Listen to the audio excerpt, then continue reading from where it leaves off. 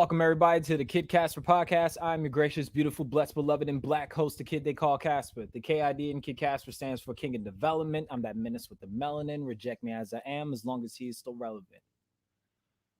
So, this is a bit of a heavy topic. Today, this is something the guy kind of laid on my heart. I would say like last weekend. I would say the weekend that just passed. You know what I'm saying?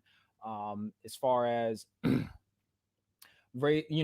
to bring up a very important topic that I think will be liberating for some people. How do I sound, by the way, everybody? Do I sound good over there? Do I sound good? Do I sound good? Let go. That's a good sign. But yeah, we're gonna get into it a little bit. We're gonna talk about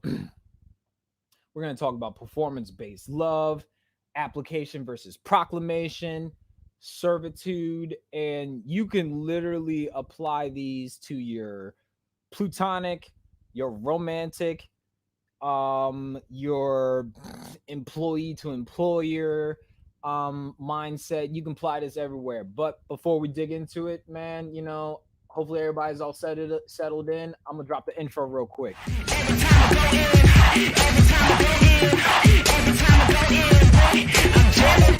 Every time I go in, every time I go in, every time I go in, I'm jealous. I'm a kid, I'm a kid, I'm a kid, I'm jealous. I'm a kid, I'm a kid, I'm a kid, I'm jealous. Second, let me get myself situated. Boom, boom, boom. This thing's being stupid. I know I sound crazy, y'all. Give me a second. Dot, dot, dot, dot, dot. That's why I need an intern. Let's see if that'll work. No, that's not going to work. I don't like that. I don't like that at all. Matter of fact, just because it's my podcast.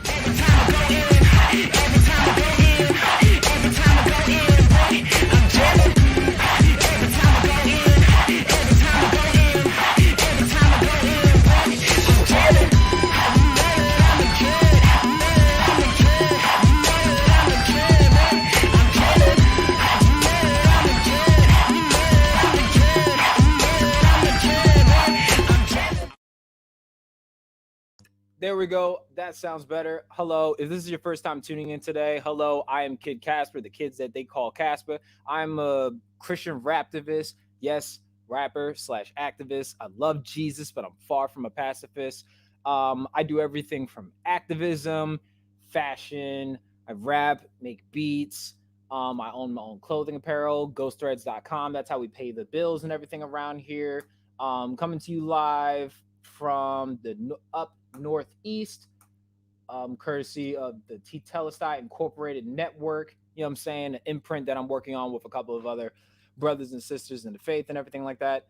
But yeah, this is gonna be a pretty dope episode. I don't really know what direction this is gonna go. If you'd also like to join this conversation, there's a link up on all three of the platforms that we are streaming on today, from Tetelestai page on Facebook, from the Twitch page, the YouTube page, you name it. We're gonna get into it today. I don't know if he's still up here. Uncle Rudy, you still with us, sir? Like, show up on the monitor so I know not to just bring up a box. You know what I'm saying? Uncle Rudy decided to pop in on this conversation. It should be fruitful, and he might get something out of it. Hope maybe I can impart some wisdom into my uncle for this conversation. I don't know. Can you hear me, Unc? Yes, no? He's probably pooping. I'm gonna chop it up to he's pooping. Uncle Rudy's probably pooping. But anyway, guys, one of the things I wanted to talk about in this time period where a lot of things are like uncertain, you know what I'm saying? Whether it's the direction this pandemic is going, the social climate, a lot of people are in new areas and found themselves on a different, their foundation is made up a lot differently. And before people think, is he just talking about faith? Is he just talking about culture? Is he talking about savings? Is he talking about finances? Believe it or not, not really. My faith bleeds into all of these things and the decisions that I make as a disciple of Christ. But that's not the most important thing. We're talking about things like performance-based love. Um, it's gonna be, if anybody remembers the why I think Valentine's Day is stupid episode, um, you have a you have a general idea how this conversation is going. That episode was fire. That was probably like one of my favorite podcast episodes.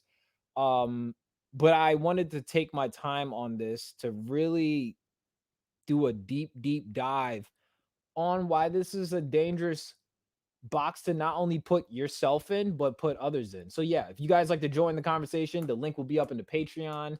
I can pin it for everybody real quick so they can hear it. And look like Unc got himself together and he changed his shirt. You had to go to an orange shirt. Is that what's going on, sir? You muted, sir. I'm still laughing. That's why. Yes, sir. Trying to keep it bright, keep it tight, keep it right. Amen. Get it right. Get it right. Get it tight. I understand. And you had to go and get your orange shirt. My goodness. That's some funny stuff. Hey, Um, listen. If you're gonna be the Black Clark Kent, I have to be the Black Bruce Wayne. That's all. if I'm gonna be the black, this is the Clark Kent episode. Okay, the Clark Kent get up. This is the. It was hot in my car waiting for drive through, and I almost wrote. You ever heard of Weird Al Yankovic's cover to like Trapped in a Closet? Except I was trapped in the parking lot for curbside, and it took forever for me not to get my food. I don't feel like going into that right now. I don't. My flesh is being played with. My witness was being tested, and to me it was just obvious that I handled it the right way by leaving. I will be calling corporate tomorrow, and I expect to get frosties for the rest of my life. I don't know. I just you can't do black people like that. You can't have black people hanging in the parking lot for an hour and a half for some food. Like $5 worth of food. Like, come on, B. You can't. You can't. I just nah. That's a real struggle right there. Wow. Yeah, Okay, so because you know what? They had enough time to have somebody come outside to take out the trash. They had enough time to bring me my food. that's They had crazy. enough time to bring me my food. You know, man, there's no words for that. It's funny. Not at You're all. saying it's funny. You say that you're planning to write corporate, and I most definitely encourage you to, because I just had to go on Yelp. We had a bad experience with a pizzeria that we've been ordering from for years and years now. And we had ordered a sandwich for Tanisha, a cold sandwich, salami sandwich of ham, and some other stuff. The sandwich, everything came on time, but the sandwich it smelled, it was Mm. slimy. The lettuce looked like maybe 3 day old lettuce that's been left out, brown. The edges Not of light the skinned lettuce. man, listen, worse than light skin. They're like Not light camouflage, skinned man. It was lettuce. camouflage. It was camouflage. Like, man, I said, no way. Mm. So Tamisha called back where she got the sandwich from, Grubhub. I didn't want to mention any names. So after she did Nah, that, she call him got, out. Shoot. I mean, Grubhub did their part. They excellent customer service. They catered to us, etc. After that, and we got reimbursed, I called the pizza shop. I asked to speak to the manager, and all I did was presented the problem to him. I didn't complain because I understand about customer satisfaction. There's a difference between presenting something to your attention and complaining. I didn't say, "Yo, what happened to your sandwich or whatever?" I said, "Hey, listen, the sandwich you brought me, the meat was slimy. Mm. It looks like maybe I don't know if you might want to check the temperature of your refrigerator." So I gave him a hint. I'm the son of a former food inspector. So instead of him like catching the verbiage I'm giving him, like, "Oh, sir, I'm sorry. Is there anything I can do to make it better?" I would have gladly, whatever he would have recommended, I would have gone along with it because that's how customer satisfaction works. Instead, he was in defense. Oh, sometimes let me call Grubhub because I saw you got your money back. And he wouldn't allow me to speak. All he was worried about getting his $8 back for a sandwich. And I said, bro, I said, your refrigerator. Is the refrigerator working at the temperature to store the meat? You didn't want to hear about the slimy meat. You didn't want to hear about the camouflage colored lettuce. Oh, Your light skinned lettuce. yo, that junk can hide out in camouflage and never be seen. Your And lettuce oh, was looking like your lettuce was looking like El DeBarge. Like it just yo, not. okay, for real, son. In the heat and rhythm of the night. That's what we're singing on the tape. I'm like, I Woo! ain't having no parts of that. So instead of just saying, hey, you know what, I apologize, sir. Sorry never came out his mouth. I apologize. Can I make it better? Can I work with you? These are words when you want two things. You want to give customer satisfaction Hmm. and customer retention because you would like to have me to come back to give you my business in the future. Right. He has on his computer my name, my address, and he's seen how many times we have ordered since 2017 faithfully. And we have never called for any reason. Only last week we had an issue with the pizza. The pizza took 2 hours to get here. They're just in the neighborhood across. 2 hours. Brother, I kid you That sounds not. like that pizza's free.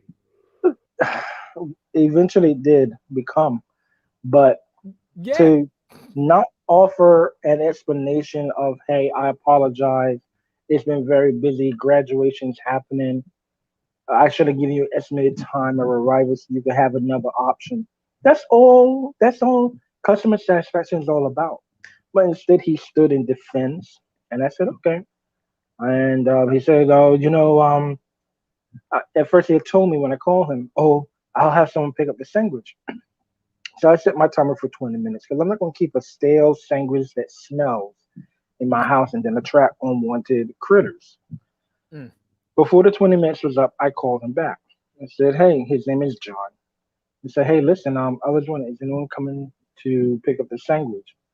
Oh, I see you got the money back. Um, you could do with it whatever you want. Again, never ever apologizing for the poor performance, never apologizing for the experience. So I took his response to my now it's a complaint to my complaint now as is. My brother, listen, I don't know if he's fully aware of how life works in these days, but with social media at our disposal, Mm. listen, I typed out a full page letter. I used to work in the grievance department of a hospital. I put websites to all the food inspection websites here in Jersey and in their township. Also, the codes that they violated. I put up a whole bunch of things. Went to Yelp. I still have Twitter, Reddit, and if you go to Reddit, Reddit is like, yo, they're crazy. They're bonkers. They would just go in hard on this guy, Oh and yeah. you know, and one other place, and just leave it there. And I included the pictures. I took pictures of everything, and I pointed out the edges of the meat that was brown crusted. You could see a little bit of the slime. So that's on him now. And I did write also in my letter, if you think that because you get good ratings online and that because we're in a small township that you're the only place anyone could ever order from, you're going to run into that one day where that's going to be your great demise. Mm. I've seen establishments close down. There's one establishment out there in what do you call that place? Bushwick, Brooklyn, across the street from a Okay. hospital. And years ago in the 1990s, there was a pizzeria. Everyone went to the pizzeria across the street from the hospital. They had all kinds of specialty pizza, including your favorite pizza with pineapple on it. I wouldn't and call it my favorite. I call it one I will tolerate. I won't ask for, but sure, we'll go with that. What's going on with your camera, by the way? It keeps doing this weird thing, like you turn into like these like window blinds on my end for some odd reason. I don't know if you can see it. oh, You drop your no, I phone in the can't. toilet, So no, let me see. Maybe there's something wrong. it look Let's like see. window blinds. You don't see it? I know I see it. Let's see if I can Maybe that's it. Look at that. share. Let me just. I just took a screenshot, about to send it to the group chat so you can see it. I don't know Oh, what's okay. going on. Yeah, Let me it see. look crazy. It look real crazy right now. Real crazy. Uh, But let's see. that's Hey man, that's is that that's tech shaming? try to uh, help you out here. You looking real. It literally looks like window blinds. I'll show you'll see it in okay. the group chat. It's funny while So you get yourself settled in and everything yeah, like that. But how are you doing today? How was your day before we kind of get into these topics? you know my day was good. Day was good. This is day two of a very positive mindset. So took Mhm. a new initiative to reinvent myself. So I feel very healthy You started one of those diet things? today. Well, you know, fortunately, I'm coming down, slimming down a little bit. A couple Okay. of weeks ago, you know, that was one thing, and I'm taking a different approach to my resume. You know, I feel very positive about that. I just woke up very inspired yesterday, and I Mm-hmm. just started googling some what you call it, job performance functions. I said, Yeah, you yeah. know what? Let me um let me just take some tips here and enhance the resume a bit. So whenever that day should come, you know, I'll be able to hand it and speak forward. That's what's up. That's what's up. And you about to see this picture. It look. You'll be Okay. able to see what I'm talking about. The group chat. Oh, man. And then Tyler's on. Tyler's back here too. I don't know what he's doing. Hey Ty, can you hear us over there, dog? I'll be right there. See what he's doing. Yes, no.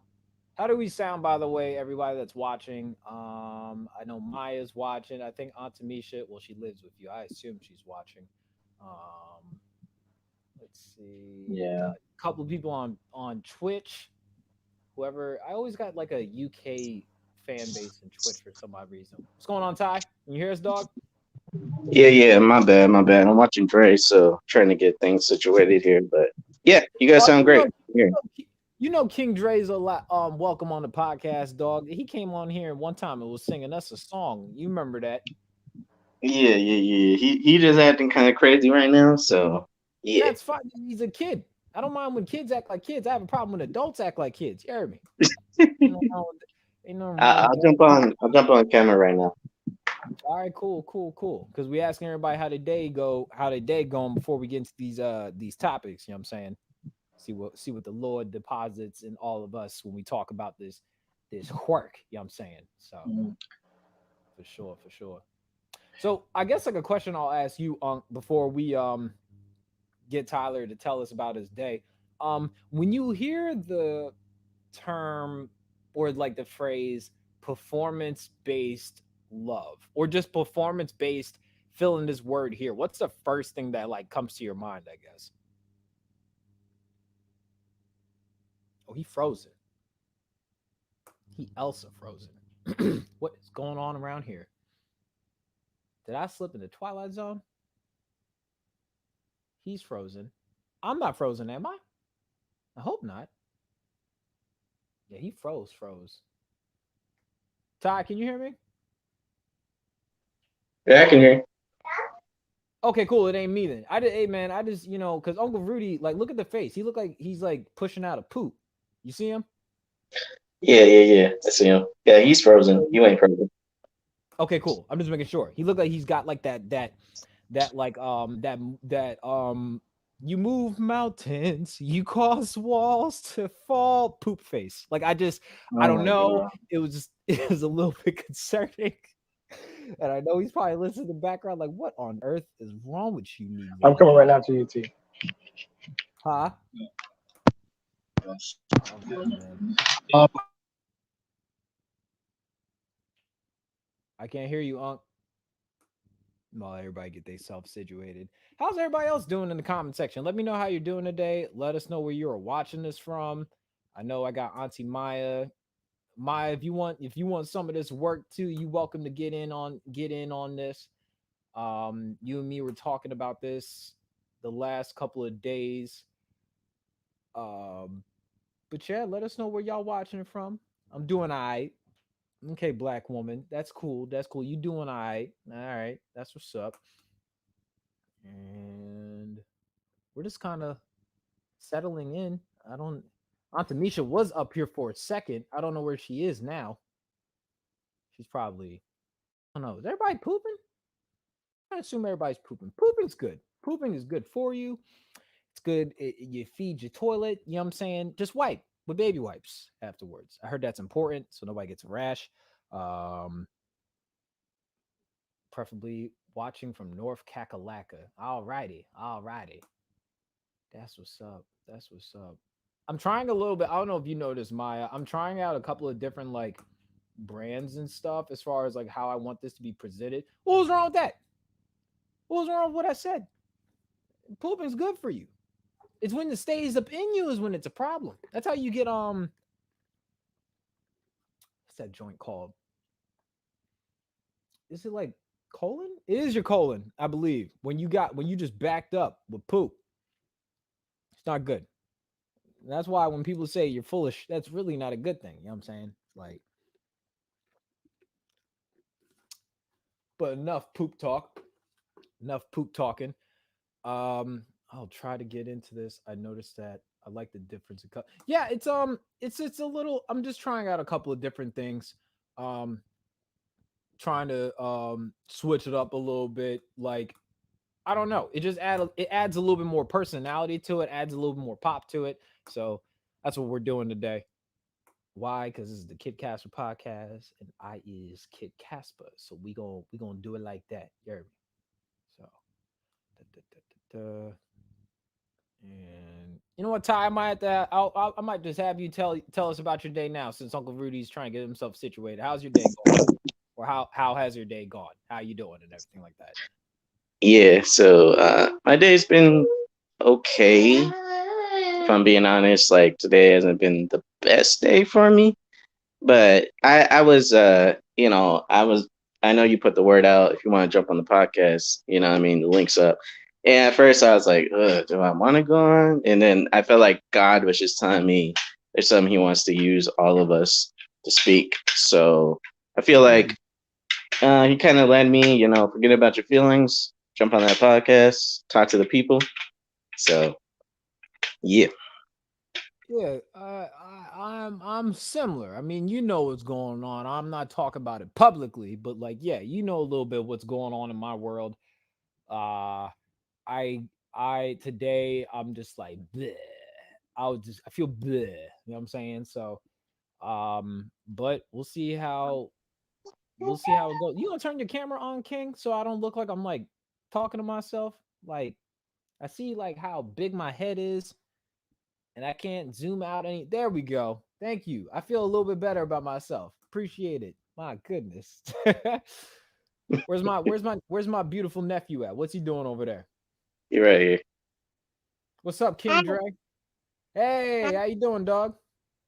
Oh yeah, that's right. You can't see me. What's up, King Dre? Yeah. Okay. Anything else you want to say? Huh? Anything else you want to say to the people, King Dre? Did he just say King Dre? Let them know what's up. Let them know what's up. You need to get some sun in your life, King Dre. You need some sun. You need some vitamin D. You looking real hot right now.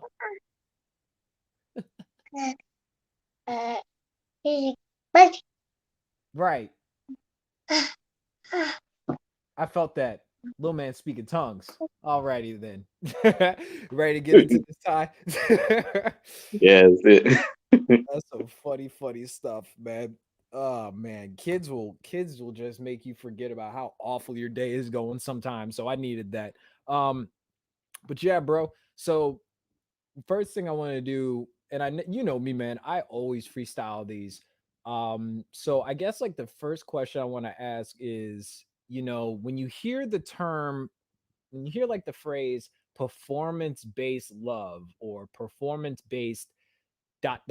like fill this word in here, what comes to mind when you hear that? Yeah. So performance-based love to me is you doing something for someone expecting something in return. And what I mean by that is a lot of times we're not doing things out of the kindness of our heart necessarily, or we're doing it to get something out of someone, which is selfish in my opinion. And I think that if you're really doing something for someone, you should just do it because you want to do it, because you want to help them out, not because, oh, I want something from you in return. And I think that applies to a lot of things. But for me, even like, let's say someone asks me for money, right? Let's say financially they're not doing the best at the moment, and they're like, hey, you got some money you can loan me, right? I never ask for money back just because I hate how money can ruin relationships. And I don't want any part of that personally. I want to, if I'm going to help you, I'm going to help you. And I'm not expecting nothing in return. Like people will say, oh, I'll get the money back to you on this day, this time, right?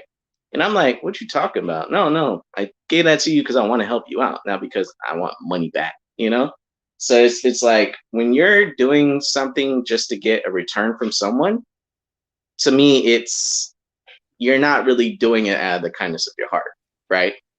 Yeah. So that to me, that's one example of it. But I think that if you truly love someone, you want to see them do the best they can. You want to help out in any way you can. And if you're doing it to gain something back, I think your intentions may be wrong, and you may have it twisted when it comes to like truly loving someone, right? Mm-hmm. Okay. Now here's another interesting thing. So I hate, first off, can I just say I hate the terminology, let's play devil's advocate. The devil Okay. has enough advocates. I mean, everybody knows how Mhm. 45 was operating for the last 4 years anyway. But so say instead of performance-based love, let's change that word out. For instance, forget love, let's think performance-based job. We get incentivized off of our performance. You know what I'm saying? When you're up for a promotion, when you're up for, when you want like a change in salary, you want a raise and everything like that. Um and you'll do these things that are, what's the word, out of your character. In a sense, you'll act and behave and posture yourself in a way that is out of character, and you go above and beyond. Kids do it. I don't know how many times when we were growing up, Ty, I mean, like, probably with your mom, probably with my parents, you're like, oh man, I really want this, fill in the blank here, so I'm gonna do A, B, and C to get X, Y, and Z. um that's dangerous. I don't think people realize, one, that's dangerous for two reasons. It's one thing when it's like job oriented, but at the same time it's bad when it's job oriented, because we touched on this on the Valentine's Day episode. I don't know if you remember, but when I was saying, like, you pull out all your stops on Valentine's Day, you're not a romantic dude, you're not a romantic girl, you're not a romantic, for our non-binary folks, you're not a romantic human being. You know what I'm saying? And so when you pull out all your stops on February 14th, but then like February 15th come around, and you was calling your queen, your gift from God, all these nice names, these pet names, you go from calling her baby to buddy, and then she gonna be looking at you like, what the hell's wrong with you? What you mean buddy? You gonna be like, what? You'll roll up to her and be like, hey, what it is, bro? What it is, bro? And then she gonna look at you crazy. Why? Because you have set an atmosphere, or a culture, that was something that was different for her. You know what I'm saying? So you made her think you about something that you ain't really about. Or better yet, you can only pull it out like last minute, like last night. Kevin, now this man's a freak of nature in a sense. Kevin Durant, he scored 49 points, played all 48 minutes in the playoffs last night. You know what I'm saying? That's Kevin Durant. But then you got players that will drop like 50 on you, but then they can't even get like 5. And they play like 40 plus minutes. You know what I'm saying? It's that you change something in your behavior, and people will attach your behavior to your identity. But then you got to question yourself, is this really me? Or is this just the mask I wanted to put on for this incentive? You know what I'm saying? Um, and the reason why that's dangerous is because it can bleed into almost any type of space, relationship, you name it. You know what I'm saying? Um, but yeah, what you got for me now that I've dropped a little bit of nuggets on you? You muted, King. There you go. My bad, my bad. Yeah, so I think when it comes to love, I think the thing that we need to really realize is love is an action, right? When you Mm-hmm. love somebody, you're gonna put in that work, right? You're gonna show them by your actions how you care for them, right? Because it's easy to say things, right? It's easy to say, "Oh, I love you. I'm gonna do this for you. I'm gonna do that for you," right? But when it comes to actions, it's not so easy. Your actions are gonna show who you truly are, right? So when it comes to performance-based love, I think when we're solely letting our words tell people who we are, but our actions don't show it, I think we have a twisted misconception Come of on, what love boy. really is. Come on. Say that again, because that's important. You know what I'm saying? Like, Yeah, be talking about it is one thing. I need you to be about it. Say that again. I need you to say that for the people in the back. Go ahead, brother. yeah. So I think that when you're only showing you love somebody by your words, but not by your actions, I think that really shows how you truly care for someone, or if you don't care for them, right?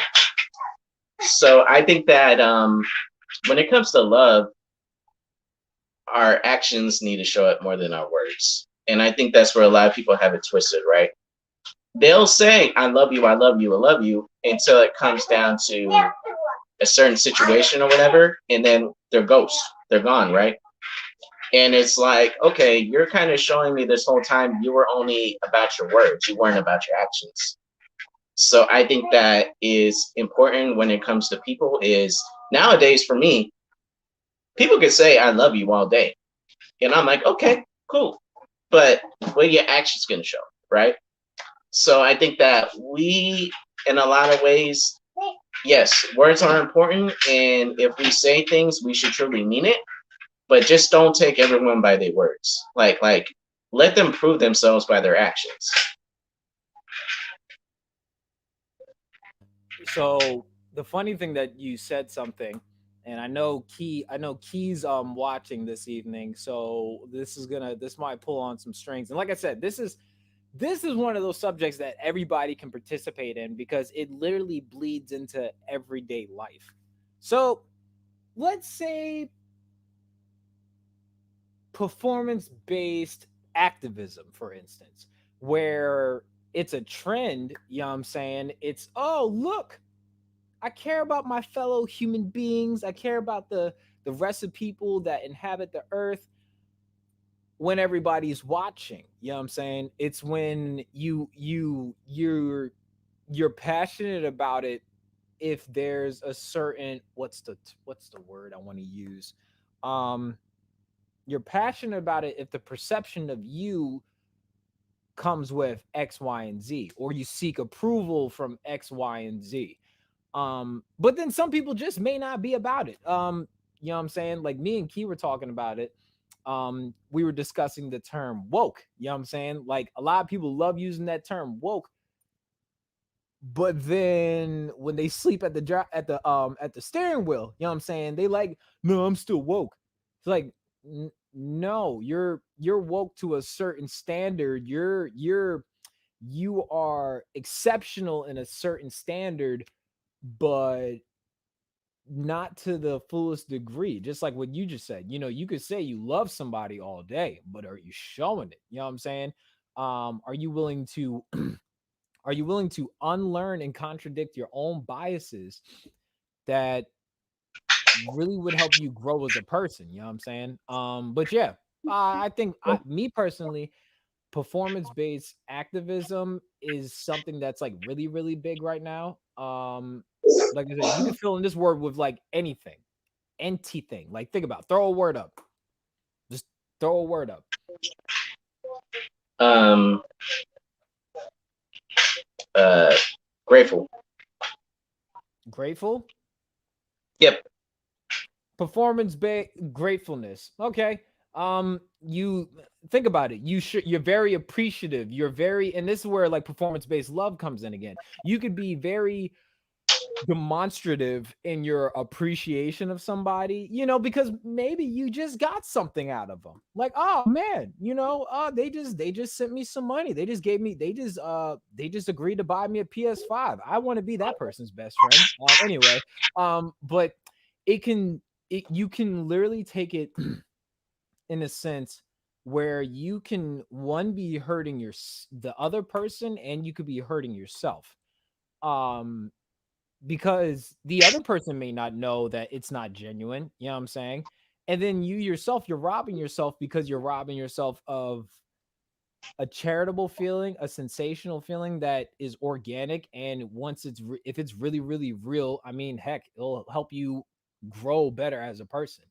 But yeah, what's going on with Unc over here? He like popped up for a second, now he ain't here no more. Weird. I don't know. But yeah, man, I mean, like, it's I just think it's super dangerous. And before like I kind of like do a deep dive into it,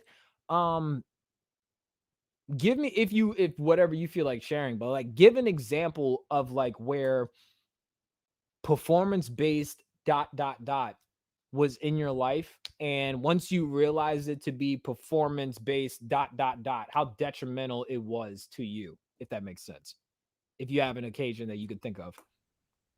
Yeah. So, let me think. Yeah, so it goes back to, like, for instance, like we were talking about earlier, money. And I think that's a big thing, because money does control a lot of things. And if you let it ruin certain things, it can. So, like, for instance, right? I don't have a lot. But at the same time, when I do have something, I'm willing to help out whoever I can, right? I'm like, hey, if you need money, you're not gonna borrow it from me. Here, I'll just give it to you. Here, I want to help you out, right? Because I love you, because I want to be able to show you how much I care by helping you out financially or whatever it may be, right? So, like, for instance, I've had friends, quote unquote, who would always hit me up. Hey, do you have this much? I can't pay my phone bill. Can you help me out? Yeah, no problem. Here, how much you need? Bam, there you go, right? But then the moment I'm struggling, right? The moment I'm struggling, and I don't really ask anybody for anything. To me, it's like, I don't want to be relying on someone else. I'd rather take care of things myself. But the moment I don't have anything, and they're like, "Hey, do you have money? I need help pay my phone bill again or whatever," right? They're like, I'm like, oh man, right now I'm kind of like struggling on my bills right now. I'm kind of struggling on paying my own phone bill. Unfortunately, I don't have it right now. And then they'll be like, what? What are you talking about? And they'll like spaz out on me, right? And it's like, wow, were you only there because I could help you out financially? You know what I mean? So Is that the only wait. reason you wanted to So do you're telling me they stepped to you on some, what you mean you ain't got the money? You get your priorities in check. Yeah, exactly. While they're asking me for money. It's like, you know what I mean? Like that's just money. But that's happened to me, and I'm just like, are you serious? Like, and then it's like, wow, you're showing me who you really were. You weren't really my friend. You're only there because I can assist you in your bills or whatever you had. And it's like, it's disappointing and it's discouraging, but at the same time, I'm happy too, because I'm like, I'm glad I finally see who you are. I'm glad you finally showed your true colors. Cool. I ain't gonna be your friend no more. We're good. You go your way. I'm gonna go my way. There you go. So That's crazy. I wish somebody would, after asking me for money and I ain't got it for them, they gonna step to me like, you get your priorities in check. I grab somebody's baby hairs, boy. Um, so one of the things I wanted to talk about today, which is I always tell people cruelty like charity begins at home. You know what I'm saying? So if you're brought up in this if you're brought up in a certain environment, kind of like how they say like natural selection, people kind of say that on some off the wall stuff. Shout out to Chi if you're watching, you know what I'm saying? Like where you just say like, oh, natural selection. In cases where something happens because of X, Y, and Z. But one of the things I wanted to talk about was like if you can only, I don't know, how do I describe it? You can only do certain moves in the game that you practice in practice, or you was brought up in it. If you were brought up in this culture and stuff like that. And one of the things that I was thinking about is like, how do I describe it? I'll say it like this. And you know what? We talked a little bit about this yesterday. So like, matter of fact, this is kind of funny. It's not funny, but like I understand. So like, it's very hard to find decent people nowadays in 2021. You know what I'm saying? So when you find somebody decent, you're just like, you have manners? Like, what? You know what I'm saying? And a lot of that can be dictated on if you were brought up in a place where they're just, I don't want to say ratchet. They were very different. We'll go with that. You know what I'm saying? Like they just, they're super aggressive. They oppose, they figured to be more aggressive instead of assertive. They want to be more passive aggressive instead of assertive. It's weird to deal with people in certain spaces where it's unfamiliar from what you grow up from. So like if you work in like a work environment and everybody's polite and they nice, say in like a corporate setting, but then like everywhere else is like it's hella tensious. You know what I'm saying? It's hella what's the word? It doesn't go with the flow easy, if that makes sense.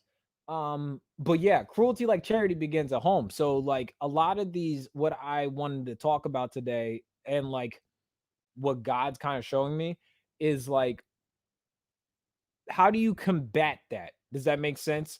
Like, how do you combat being settled into a way of things? And we're not even talking about like spirituality right now. Like, so everybody calm down. You know what I'm saying? We're talking just strictly off of how you operate in spaces in life, your mannerisms, how you talk to people and everything like that. But Ty, how do you like combat that when you're in some of these spaces? And if you do have any experience that you could speak to, drop it on us real quick. Yeah. So, can you ask the question again one more time? So basically, like what I'm asking is like, how a child acts in adulthood, it's not an act. This is more of a statement. How a child acts in adulthood is determined on how that child was developed in childhood. You know what I'm saying? So Yeah. I'm saying if you grow up around chaos, but then you step into these new environments of charity, you know what I'm saying? Of charitableness, if that's a word, it is today. You know what I'm saying? I had to wait for an hour in Wendy's. That's besides the point.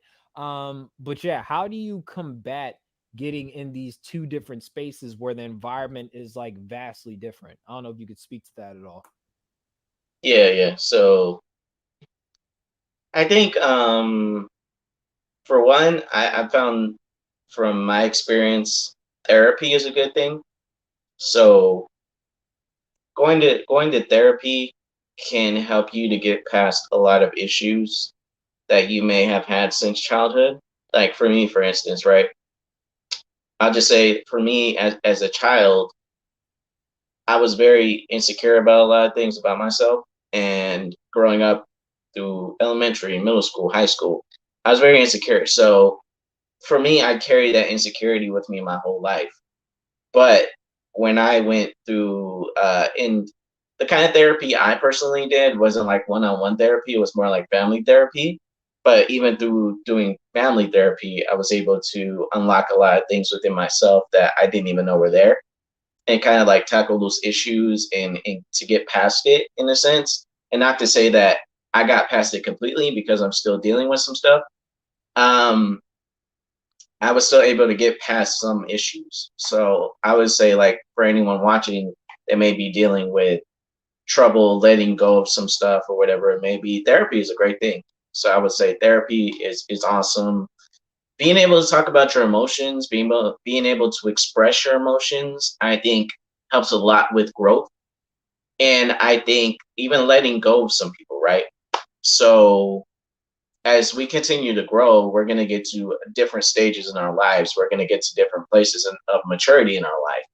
And with that maturity, you may have to let some people go. You know, you may have to, because even though they may be in a certain place that you're past, if they're not themselves willing to let go or to get past that place themselves, and you see that it's only causing like them to pull you back from what you're trying to be, I think you gotta let some people go and say, "Hey, I love you, but I got to move forward," you know. And unfortunately, gotta leave you behind. You know, not really saying it like that necessarily, but just making that decision of if I'm gonna grow in maturity, I know I can't have this person with me because they're gonna pull me back. It's kind of like that crabs in the bucket mentality, where it's like Barrel, crabs in a barrel. Yeah, I crabs know in the what you barrel. mean. Here we go. Yeah, where one of the crabs trying to get out, and you got the other crabs pulling them down. Like, oh no, if we gonna die, you gonna die with us. And it's like some people really have that mentality. You know, they really have that. Oh, if I'm gonna die, you gonna die, or if I'm miserable, you gonna be miserable, type of thing. And not Misery that loves people company. really, Yep. yeah, not that people say necessarily like that, but through their Yeah. actions, they're showing you that they don't want to get past being miserable. You know, while you're trying to be happy and you're trying to get to a better place of peace in your life, they want to stay in that miserable place. And it's like, yeah, I can help you so much, but you have to work on yourself. You know, you got to work on yourself. And if you're not willing to work on yourself, then it's like, I got to be outro. So I think that's a big part of maturity as well, is letting some people go. And we say this all the time, Casper. Be okay with not being okay. Like it's not bad to not be okay. Like today, I'm not okay, but I accept the fact that it's okay to not be okay. So for me, just like realizing my emotions are valid and realizing that who I am as a person comes with certain emotions, comes with certain feelings, is not bad. I think there's a big thing in toxic masculinity where they try to tell us as men not to be emotional. But that's a very destructive, very toxic way of thinking. Like, oh, I can't be emotional because I'm a man. No, like just because we're men doesn't mean we're not gonna have emotions. Like, no, we're gonna have emotions. So I think accepting your emotions and accepting whatever you're going through helps as well. So yeah, man, it's part of maturing to me, in my opinion. Yeah, it's that it's that if I wanted to get biblical real quick, it's that taking up your mat and walking thing. Um, but then remembering that your mat is a bed, it is not an address. You know what I'm saying? Um, a lot of people tend to look at a lot of people tend to tie their identity to their circumstances. Um, in cases where you could, like, say for instance, for those that are like, say if you're like financially strapped, you know what I'm saying? You're like, oh man, I'm just people will say like I'm poor. It's like, no, you're not poor. You just don't have riches. You know what I'm saying? You don't have money. You yourself aren't poor. I'm always telling people, to my queens out there, I'm always saying, like, you're not fat. You have fat. You have eyebrows. You are not eyebrows. I think it's that knowing the difference in which, um like I said, what is your address and what is your situation? Mm, what is your what is your calling and what is your casket? Sometimes some of these things that we end up getting caught up in, they can end up being like a death sentence to us, but it's like a slow death. It's slowly like eating away at us in a sense. Um, and that could be dangerous because sometimes, bondage feels like a jacket. It's I've described it when I was ministering to one of these brothers when we were talking about like on the subject of like, you know, black mental health and everything like that. We were talking about how like depression is kind of like if you watch like the Marvel comic books, the symbiote, you know, like the venom layer skin, it just gets attached to you to the point that you're like, oh, well, this is just me. This is just a part of me. It feels just like everything else. So it's having to step outside of that cycle in a sense to get a different result. You know what I'm saying? We all get caught up in this cycle of insanity, but don't even realize it.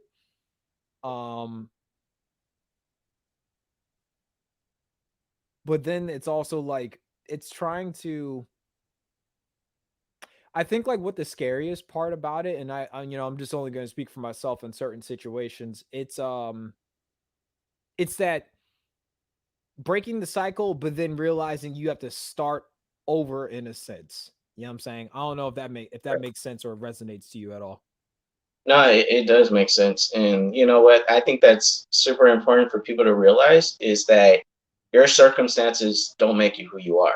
Like what you go through is not who you are. You know, like how you always say, and I never heard anybody put it like this until I heard you say it, but you said addiction, you're not your addiction, right? For people that are dealing with addiction or whatever, it's just a season you're going through. And I think that when people like accumulate their worth to their situation, I think that can be very detrimental for them.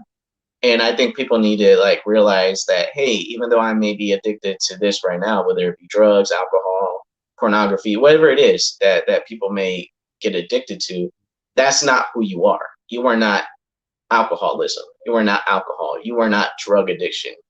You are better than that. And I think that if because everything starts with the mind. I think that's what people need to realize is what you think and what you believe is going to be how you act. So if you're constantly saying I'm a drug addict, then that's going to kind of shape who you are and it's going to make you who you are. But if you say, no, I'm not drug addiction, I'm not alcoholism, I'm not these things, I think people will be able to conquer those addictions through saying, hey, I'm better than this. You know, I'm not who my mom says I am. I'm not who my dad, my sister, my brother, my whoever it may be speaking down to you in your life and saying, oh, you're never going to get past this. I think if you say, you know what, no, that's not who I am, even though I may be in it right now and I may be struggling, that's not what makes me me. You know, I was created better than this. Like I'm going to get past this. And I think like speaking words of life, speaking encouragement over yourself, speaking, you know, uplifting things over yourself can really help you to overcome these things. But if you're constantly putting yourself down and saying, I'm never going to get past this, I'm always going to be addicted, then, you know, that kind of shapes what you're going to be. So, but yeah, I agree with you. You know, just because you have fat doesn't mean that you're fat. You know what I mean? Just so I think if people really realize that, like, it would help a lot of people to get to a better place. Mm-hmm. So another thing I wanted to talk about today, and I think this can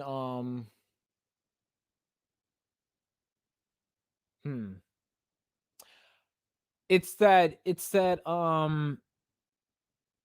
this might step on somebody's toes. I don't know whose it is. I think it might be a little bit of mine. But one of the things I wanted to talk about is on the subject of like performance-based love and everything like that.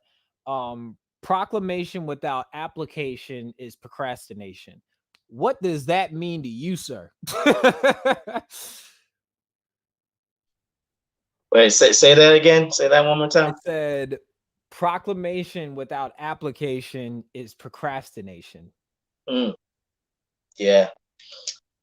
Okay. So I think it goes back to you can say things, but if you're not applying it, if you're not living it out, it doesn't mean anything. You know, it really doesn't. And I think a lot of people get caught up in just saying things without actually putting in the work. And I think that people need to really realize that your actions speak louder than your words. I think that's how the phrase goes. You know, your actions really show who you truly are. You know, your actions show, are you just saying things, or are you actually meaning what you say? If that makes sense. So yeah, that's good, bro. That's really good. So the thing is why I bring that up is in speaking about like relationships, for instance, platonic or anything, you know what I'm saying? Like say if you have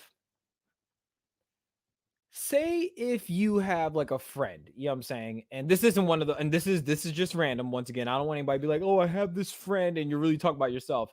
Um, say if like you have like that friend that say like complains about their life and stuff like that.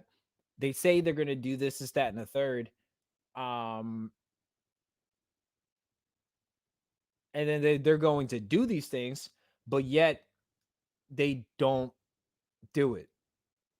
I guess the question is like when we're talking about like this subject in particular, it's are you saying it out loud for me or for the people around you? You know what I'm saying? Like it's one of those like what is the point of like announcing this stuff? You know what I'm saying? Reason I don't really like Frank Ocean anymore is because he keeps telling me an album's coming out, and it just I'm just saying I feel hot and bothered by it, but yeah. Um so we're talking about when we're talking about proclamation without application is Mm, procrastination. Um yep. let's get in this word real quick. Like I said, it wouldn't be too word heavy, but like let's dig into this a little bit because I know it's funny because like I was talking about this with Maya, and then she was talking to me about something that like I've like digged into a while back, which is funny. Um, but one of the dangers of like performance based fill in the word here, but in this case, we're talking about performance based love. And where is that? Where was the let me find it. Let me find it. Let me find it. Let me find it. Um, getting yourself situated over there. You got your word out. Yes, sir. All right, cool, cool, cool. So one of the things that I don't think people really realize, and when we're gonna get in, you can apply this.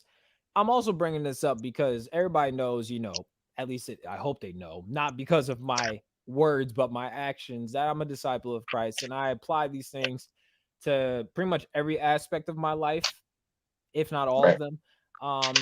So, but I'm gonna draw the parallel of where this is a kingdom mindset, but you can put it into here. This isn't where I'm gonna tell you hey, if you want God to if you want God to just come through in your life right now, sign up for our Patreon at da, da, da, da, da. I'm not in that business, dog, because please don't put your faith in me. I'm trifling, you understand me? Putting your faith in me is like trying to get a drink out of a strainer and you're waiting there in front of the sink while the faucet's running. You're gonna waste your time. You understand me? Don't do that. Don't do that, dog. Um, but one of the things that I got on my notes is when it talks about how like okay, so for like us that identified our place in the kingdom and everything like that, right? We're spiritual sons to people on like a horizontal sense, you know what I'm saying? We even though we call him Unc, we could say like Unc is kind of like a spiritual father in a sense, you know what I'm saying?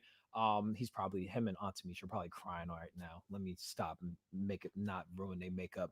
But you know, it's I think like the thing that reason why it may be really really hard as far as like performance based love in a sense is because we've had people, especially like and we, like I said, we can apply this to anybody. This applies to anybody. Nothing is new under the sun. I think the book of Ecclesiastes, if I'm not mistaken, Ty Solomon said that. Yep. So it's hard to accept love from somebody, especially if this is a new sense, like not that they're a new sense, but if this is a new a new atmosphere of people, it's hard to accept love from people when you're so used to people proclaiming something, not applying it, you know what I'm saying, and procrastinating something when they said that they were going to do something for you. So in this case, if all you've had is ishball friends that proclaim that they're going to be a better person, they're going to be a better friend to you, never actually apply it, and it's not becoming applicable in said relationship, the next time you find new friends, you're going to be like, you're going to hold off on that. You're going to want to hold that. You're going to be like, ugh. I mean, bro, I remember it took us it probably took us like maybe 3 weeks for us to like kind of in divinity in a sense. It took us maybe 3 weeks where we were just like, talk to these niggas every day. You mean like every day? You know what I'm saying? And then that kind of showed, even though I didn't know how everybody grew up, I know everybody's been around a bunch of PAPs, people that proclaim, didn't apply, and procrastinated. You know what I'm saying? But yeah, what you think about that? Let me drop that in you real quick. What you think about that? What comes to your mind when you hear that? Yeah. So, yeah, I think that's true, bro. Because even okay, for me, I don't know, bro. Because it's like, you know me, I just got out of church recently, and for me, it's hard because right now I'm actively looking for a church, but it's like certain things will turn me off, right? And it's like it's almost like every church I visited to this point has kind of like said the same thing without saying the same thing, and it's kind of been a turnoff.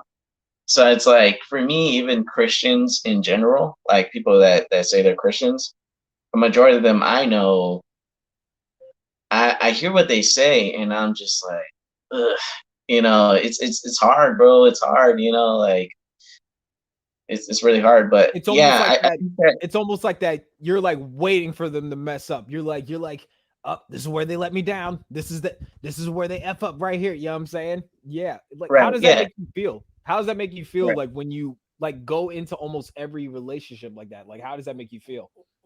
Yeah, no, it can be discouraging and it's disheartening at times, and it almost like makes you not want to call yourself a Christian just because you want to avoid being grouped in with these people. And it's like,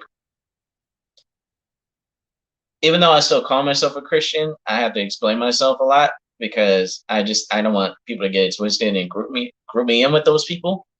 And it's difficult because you expect, if there's one group of people in this world you expect to do better, it's the church. And when you see them not doing what they're supposed to do, you get discouraged as a Christian yourself.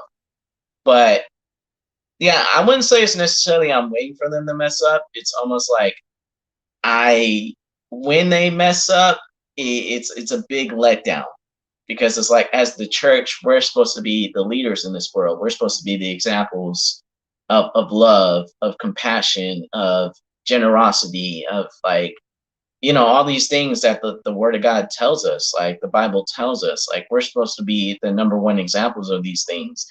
And when you see Christians just arrogantly, just like not following it, it's like, ugh, it gets weird, bro. It gets really weird. And it's like, I pray for my brothers and sisters in Christ. I really do. I pray for them.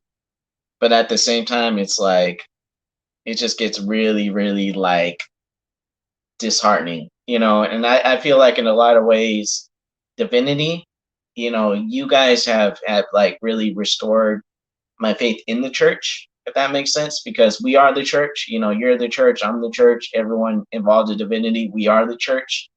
And it's like in those times when I'm discouraged, I look at divinity and it's like, y'all restore my faith that, okay, we can be better, we can be loving, we can be compassionate.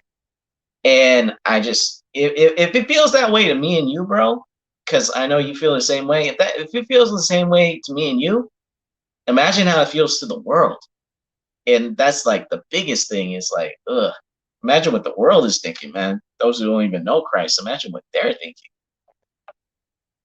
Yeah, because it's like for me, when I think of when we're talking about PAP, proclamation without application is procrastination.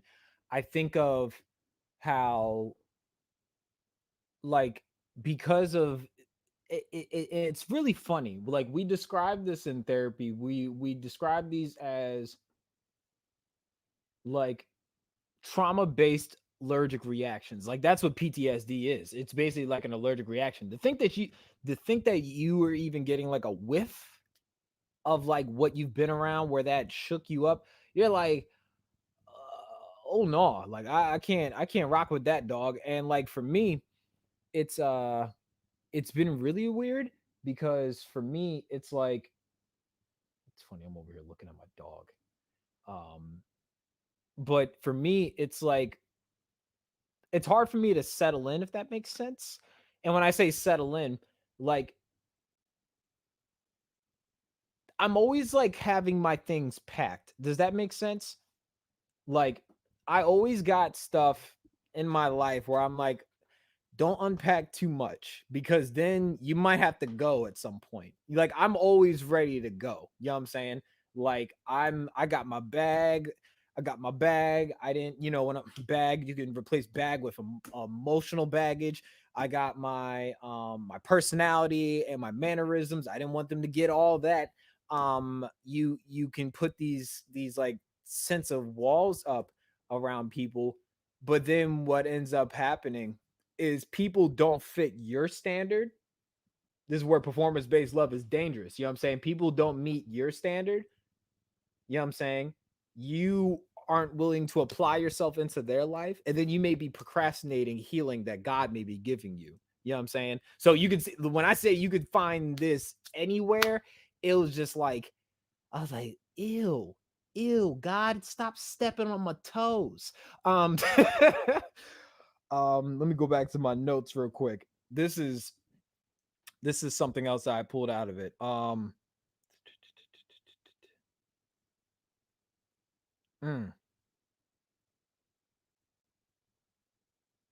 all right. Performance based love is bad when you are doing it and you think nobody is watching you and nobody is affirming you. You know what I'm saying? When I say that, say if Tyler, say if I, by some odd chance, I act how I act with you differently than I do when I'm on my podcast. I'm fairly consistent. This nigga's wild regardless.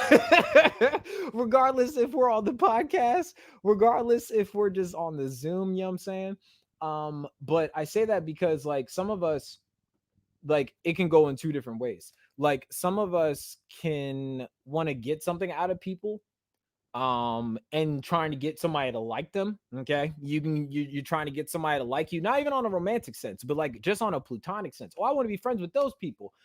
If you want to think of like in Pentecostal circles and stuff like that with churches, you want to appear super charismatic and throwing the aha and the Lord ta there and everything in there, where it gives off this perception in which that you are divine, where you are consecrated in your faith, you're super spiritual, lyrical, all that type of stuff.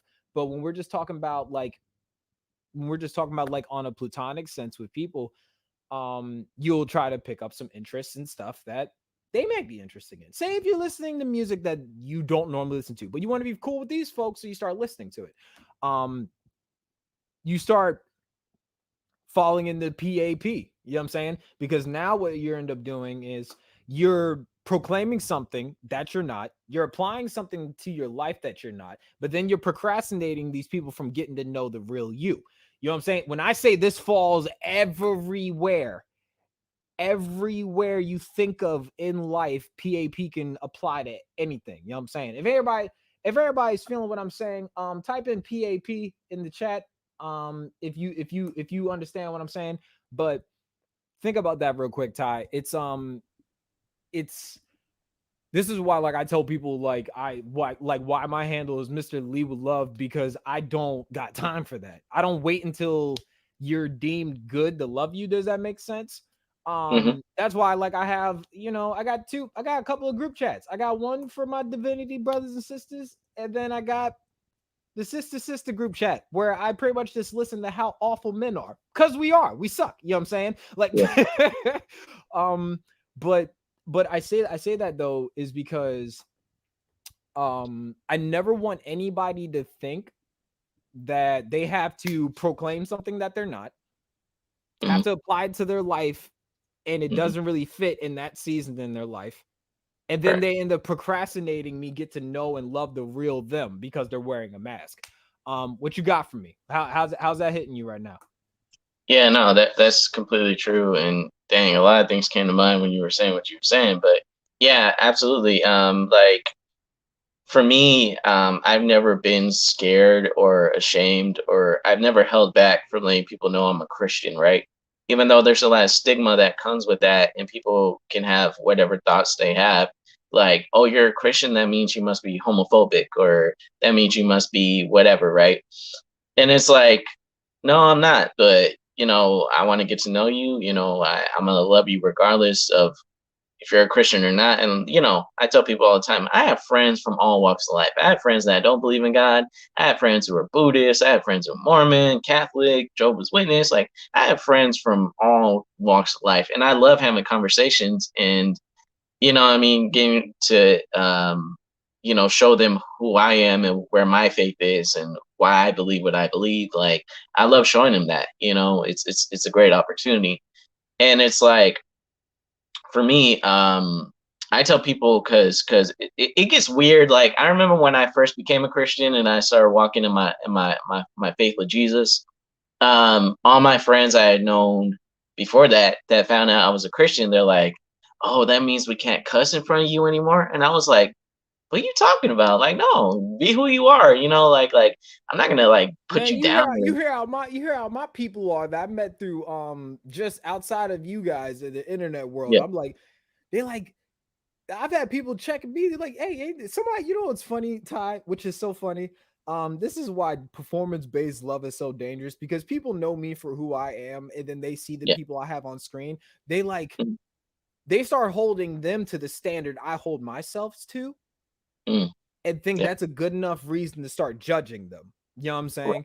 So right, like people, it's kind of like what they did with Jesus. He's like, Jesus, do you know these yeah, trifling mother lovers you got around? And right, like, he's like, yeah, you should be walking with us too. You just like them. You trifling yeah, too. You know what I'm saying?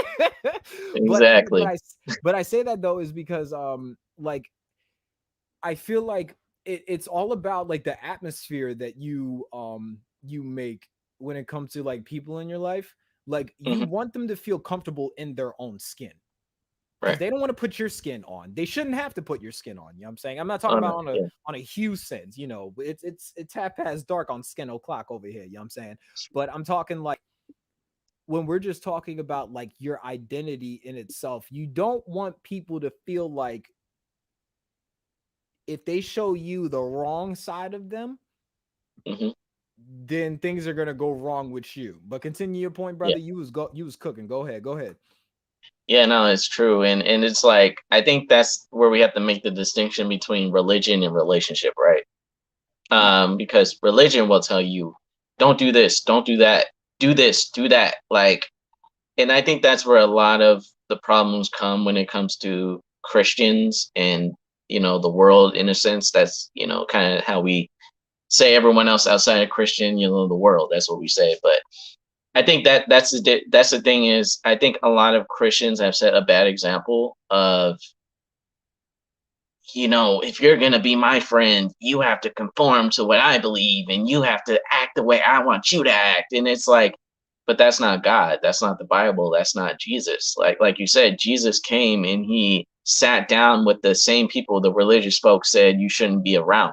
Like, he willingly went out and made friends and made relationships with people who religious people said you're not supposed to be around those people because look how they live.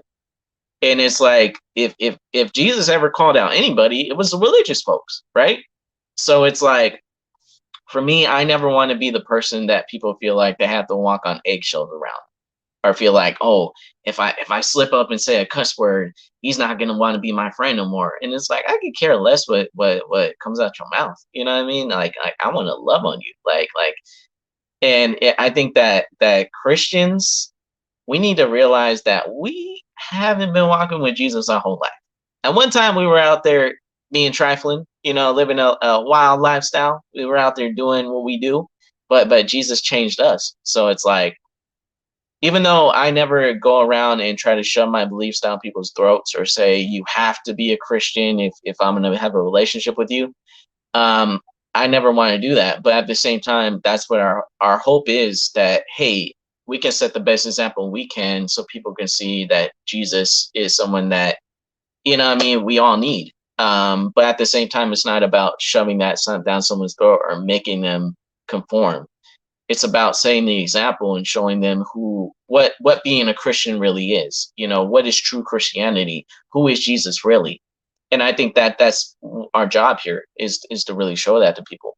So for me, yeah, it's not about performance-based love for me. Like I hate that. I hate when people feel like they have to change up who they are when they're around me. Because if people really feel like that, like, oh, if I'm gonna be around Jordan, I can't drink, I can't smoke, I can't cuss, I can't do this, I can't do that. That kind of speaks to me. That doesn't speak to them. That speaks to me, right? And that's where I have to check myself. Like, when am I doing wrong? Because that's an indictment on me, not an indictment on them. So I think for me, just like seeing the example of Jesus and how he went to people, the prostitutes, the tax collectors, all these people that the religious folk would say are the scum of the earth. I think if he went to them and he broke bread with them and sat down and stayed at people's house and, ate dinner with people and just hung around with people who were like that, that's an example of how I should be as well when it comes to everybody. I don't care about your life. I don't care how you live, and I don't care what you believe in. You can not believe in God. I don't care. At the end of the day, you're a person, I'm a person. We can have a relationship with each other. We may not agree on certain things, but that's fine. Like, I don't need everyone in my life to agree with what I believe. Like, I don't. So at the end of the day, I think we as Christians really need to step back and say, am I really loving people? Am I really, really building true relationship with people? Are people really comfortable around me? Do people want to be around me who may not even believe in God, may be of a different religion, a different belief system, whatever it may be? Do they want to be around me? And if the answer is yes, then I think that shows that we're doing what, we're supposed to do. And I think like another thing that kind of goes with that, and so you're coming with the kingdom mindset, and I'm bringing in, I'll bring it to a worldly, just one-on-one encounter with people is we end up hanging people off of the same high expectations that we set for them. Does that make sense? Like, we're like, you got to hit that pinnacle. You know what I'm saying? You got to hit this. It's like you're coming to people with godlike, when I say godlike expectations, meaning like you're coming to people like, I don't know, actually, I've met some dudes like this in high school where like I'm not even kidding, where they're like, man, my dude's gotta they gotta have this on their feet, this on their shirt, this for a belt, this for a jacket. I'm like, are you looking for some homies or a boyfriend? And ain't nothing wrong if you're looking for a boyfriend, but like, just like, you know what I'm saying? It's that shallow performance-based love where it's just like, yo, you need people to look like, you want people to look like they deserve respect from you. And how trash is that? You know what I'm saying? It's the once again, you're caring more about the uniform of a person, but not the person in the uniform. That's an issue for me. You know what I'm saying? One of the things I have in my notes when we're talking about performance-based love and everything like that is the damage it does to you as a person. So I'm like, I ran through a bunch of these with like my therapist, which is funny. You become, when you're performance-based ... you become a workaholic in a sense, or you turn into a servitude-aholic. So like I'll speak for myself for a second. So like for me, I'll I'll over compliment people. You know what I'm saying? Don't give me no compliments though. Don't give me no compliments. I'm good. You know what I'm saying? It's that, and it's that, hold on real quick. Dash, can you like go sit down somewhere? You always want to be right next to me when I'm working, yo. I can't stand it. But it's that you can do something like that. You'll throw yourself into task where you don't even allow yourself to realize that your armor ain't on right. You know what I'm saying? We're always when I'm speaking for like us as disciples of Christ, we're always in a position of war. You know what I'm saying? We're called to fight a war. You know, us being black men for a second, we were born into a war we didn't start. But if we're always war oriented and have a war mindset all the time, like if we stay locked in all the time, it's hard to settle in other places. So for my notes,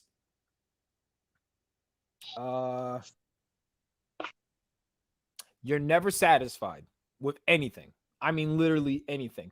You can get a 97 on the test, but get mad that you missed them 3 points. You know what I'm saying? You end up competing with the best version of yourself and always comparing the best version of yourself, that anything that doesn't hit that marker is the worst version of yourself.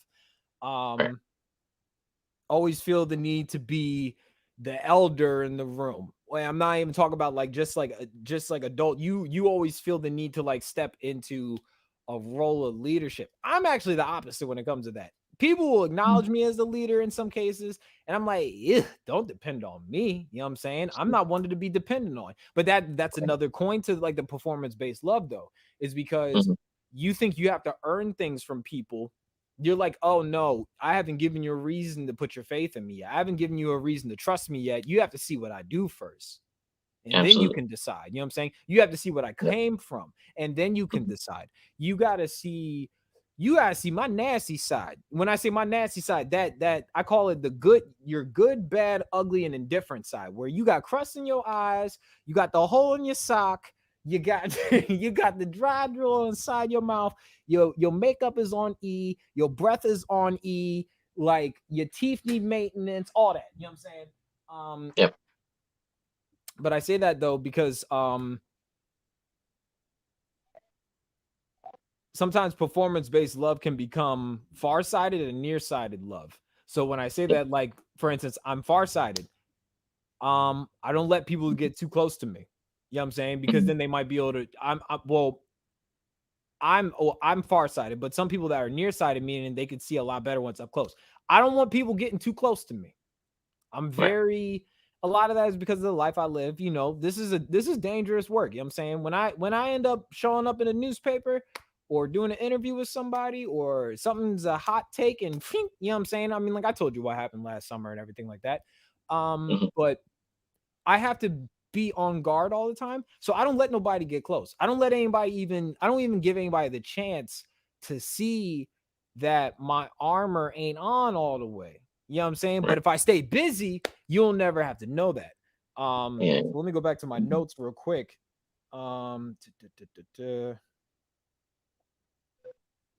Helps others, but is uncomfortable with receiving help. That's definitely me. Cannot receive something from someone without feeling the need to have to do something back.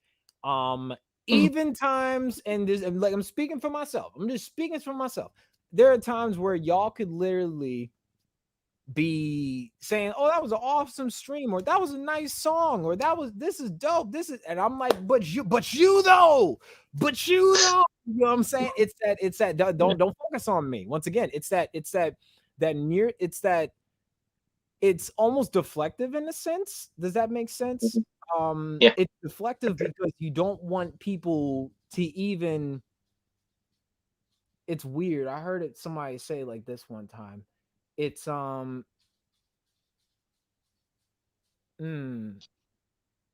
it's that you don't want people to think you care more than you actually give the perception that you care. What they think about you. You know what I'm saying? I don't know if that's hitting for you or anything at all by chance. Yeah, no, it is. And here's the thing though, like for me, okay, so a leader who is not willing to take correction kind of shows that they aren't a true leader. So what I mean by that is you have pastors, right, or pastors, quote unquote, who will say, be up there preaching a sermon, and they'll make it to where you can't correct them, right? And it's like, but a good leader should always be willing to take correction, should always be willing I to, think Bastard farted. Sorry. ew. Yo. Yo. Yeah. Yo. Did you die? Yo, it smells like he's decomposing. Sweet baby. Jesus. Keep going. Oh. Woo. Keep going. Yeah. Oh my god. It's like, I okay, can't breathe. so Keep going, dog. Keep going. Keep going. yeah. Damn. Okay, so for me, right, I always make it a point to tell people I don't know everything, right? So even when Mm-hmm. I'm telling someone something or I'm like giving them an answer, I say, well, just don't take my word for it. Make sure you do your own research, or if I'm telling them about the word of God, I always tell them, look in the scriptures for yourself. And if you find that I'm wrong, come back and tell me, because I want to make sure that I myself am doing things right and making sure that I'm keeping myself humble at the same time, that I'm not too big for correction, right? Like, you've corrected me a bunch of times, bro. And, I always take correction. Like, Oh, I'm I not, needed it too. Don't worry about it. I'm letting you know, hey, I'm paying attention to you. I need you to pay attention to me if I'm tripping. You know yeah, what I'm saying? Like, don't let me go astray. exactly. Shoot. hmm Yeah. And the thing, like, I'll say for you, bro, is okay. So I think that you always giving compliments, but never wanting to take compliments back. I think that speaks to the fact that you've been hurt and you just don't want to be hurt again. And that's understandable because none of us want to be hurt. We've all gone through rejection. We've all gone through some form of a person telling us, I love you, I love you, I love you, I'm going to always be there for you. And then once you do something wrong or something that is just so detrimental in their eyes, they're gone. They don't want nothing to do with you. And we've all been through that. And I think there's nothing wrong with doing that. But at the same time, I tell people, just make sure that the next person that comes around don't automatically view them the same way that you view the person that hurt you. You know what I mean? For example, you'll have people who are single, right? And they're on the dating scene, right? And they're holding on to hurt that their ex gave them, right? They're holding on to that hurt. And they're like, and then when they get into this new relationship, when that person does something similar to something that hurt them that the other person did, they'll lash out, but they're not lashing out at the new person. They're lashing out at what happened to them before, right? So I think that's why it's necessary for us to, whether it's therapy, whether it's whatever you have to do to get to a place of healing, I think that's necessary because you don't want to put everyone in a box. You don't want to say, oh, this man hurt me, so all men are going to hurt me, or this woman hurt me, so all women are going to hurt me. Oh, this person cheated on me. My next relationship is going to cheat on me. And that's what ruins a lot of relationships, is when we hold on to that hurt. But if we And move then forward and say, and then what ends up happening is you need people to like overcompensate in some areas. That way, that feeling doesn't even manifest in you in a sense.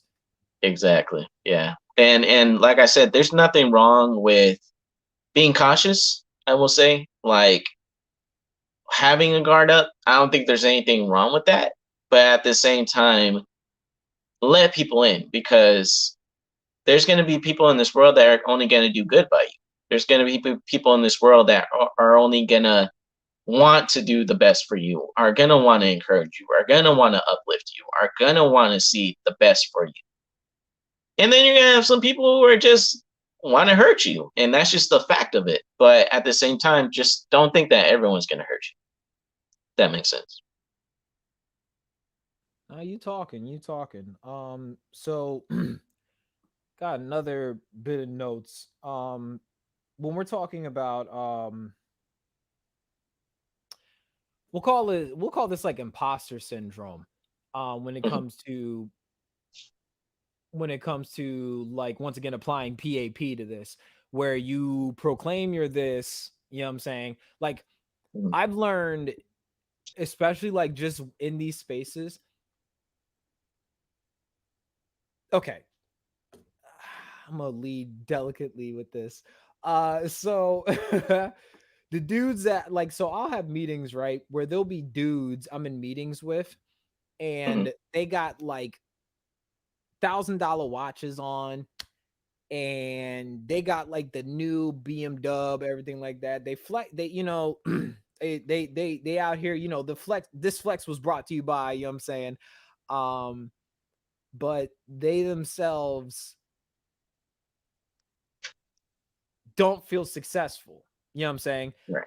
Mhm. That watch on that wrist makes them feel successful, but Yep. not what's inside of them. It's always like this unfulfilled, um, this emptiness in a sense. Yep. We see that in the book of Ecclesiastes when Solomon always talked about vanity, vanity, vanity. Oh, this is so vain, it's vanity, you know what I'm saying? And Mhm. I think like we end up doing that with people Mhm. um for two reasons. Um one, it's that hmm, one, it's that we're waiting for them to F up. Mhm. That's one. Uh Two, because we're, you know, we're always in like, you know, we're always in performance mode, is we want to give off the perception that we all right up here. But then when we saw like with Robin Williams, for instance, um Mhm. that man super successful, you know what I'm saying? He's the genie. Like who will ever forget the genie, dog? You know what I'm saying? Yep. Yep. He was the genie. He played monumental roles that like shaped our childhood, you know what I'm saying? Mrs. But Doubtfire. yeah, Mrs. Doubtfire, that movie. Yeah, that's a great movie. Oh my goodness. Flubber, matter of fact, Flubber was a good Love movie. it. Yeah. Mhm. Um, but I think like hmm, and there's like a bit of self-hatred. This is just hitting me. There's a bit of self-hatred because not only are you looking for affirmation from people that like this version of you, you're willing to completely swallow and die to this other version of you. You know what I'm Mhm. saying? This real version of you, because you don't want anybody to see that. You know what I'm saying? Yeah. Yeah. Um, something Mhm. I did very early, especially with season 2 of the podcast, is like the first episode. I was like, hey, this is me. This is me, my good, my bad, my ugly, my indifferent, all that. Y'all, if y'all gonna get who I am when I'm online and I'm offline, essentially. And Yeah. that's given me a good rapport, I would say, from like followers. But then Mhm. the engagements, when I'm saying the engagements goes, like people like you and Auntie Maya, Auntie Misha, Uncle Rudy, Divinity. Shout out to the sister chat. You know what I'm saying? Um, I'm like, "Ugh." I'm like, "Ugh, no, no. This is like, this that super vulnerable y'all trying to get out of me. I can't give you that. You know what I'm saying? Yeah. Mhm. Um, it's weird. It's when I say it's weird, it's that constantly like navigating, I would say. And I think I talked to you guys about this last week when I had that meeting when I had that meeting with a couple of like these like different like lawyers, you know what I'm saying? Morehouse, Hampton, Yale, what was another one? Was it Brown? No, it wasn't Brown. I can't think off the Howard. You know what I'm saying? There was all these people with all these degrees that have more degrees than the thermometer, and I'm getting a degree in theology. Like I go to a racist school. Well, online, but I go to Liberty University, where, you know, historically, you know, uh Jerry Falwell Sr. and his son are trifling, and Jerry Falwell Sr. himself, and I think he's dead now. I think. I didn't want to say I hope not and then be lying. But anyway, but You know what I'm saying? Like there's that also comparing yourself to other people that I think is dangerous, because then you're never Mhm. satisfied with yourself. Meaning like you're Yeah. always looking at your brother's wrist, and the Bible tells us don't covet what your brother has. You Mhm. see all these marriages and stuff. I'm like, man, I'm sick of y'all being in love. Why y'all always gotta be in love, and why you gotta let me see it? You know what I'm saying? It's the looking at the food on your brother or sister's plate, and then the food on your plate is going cold. um Mhm. Mhm. Now take it away from food for a second. You love so much and want to feel the warmth of what somebody else has, is that what's inside of you and what could actually be feeding you is going cold, and it ain't gonna be edible anymore. You know what I'm saying? um Mhm. what you got for me? What you got for me on that?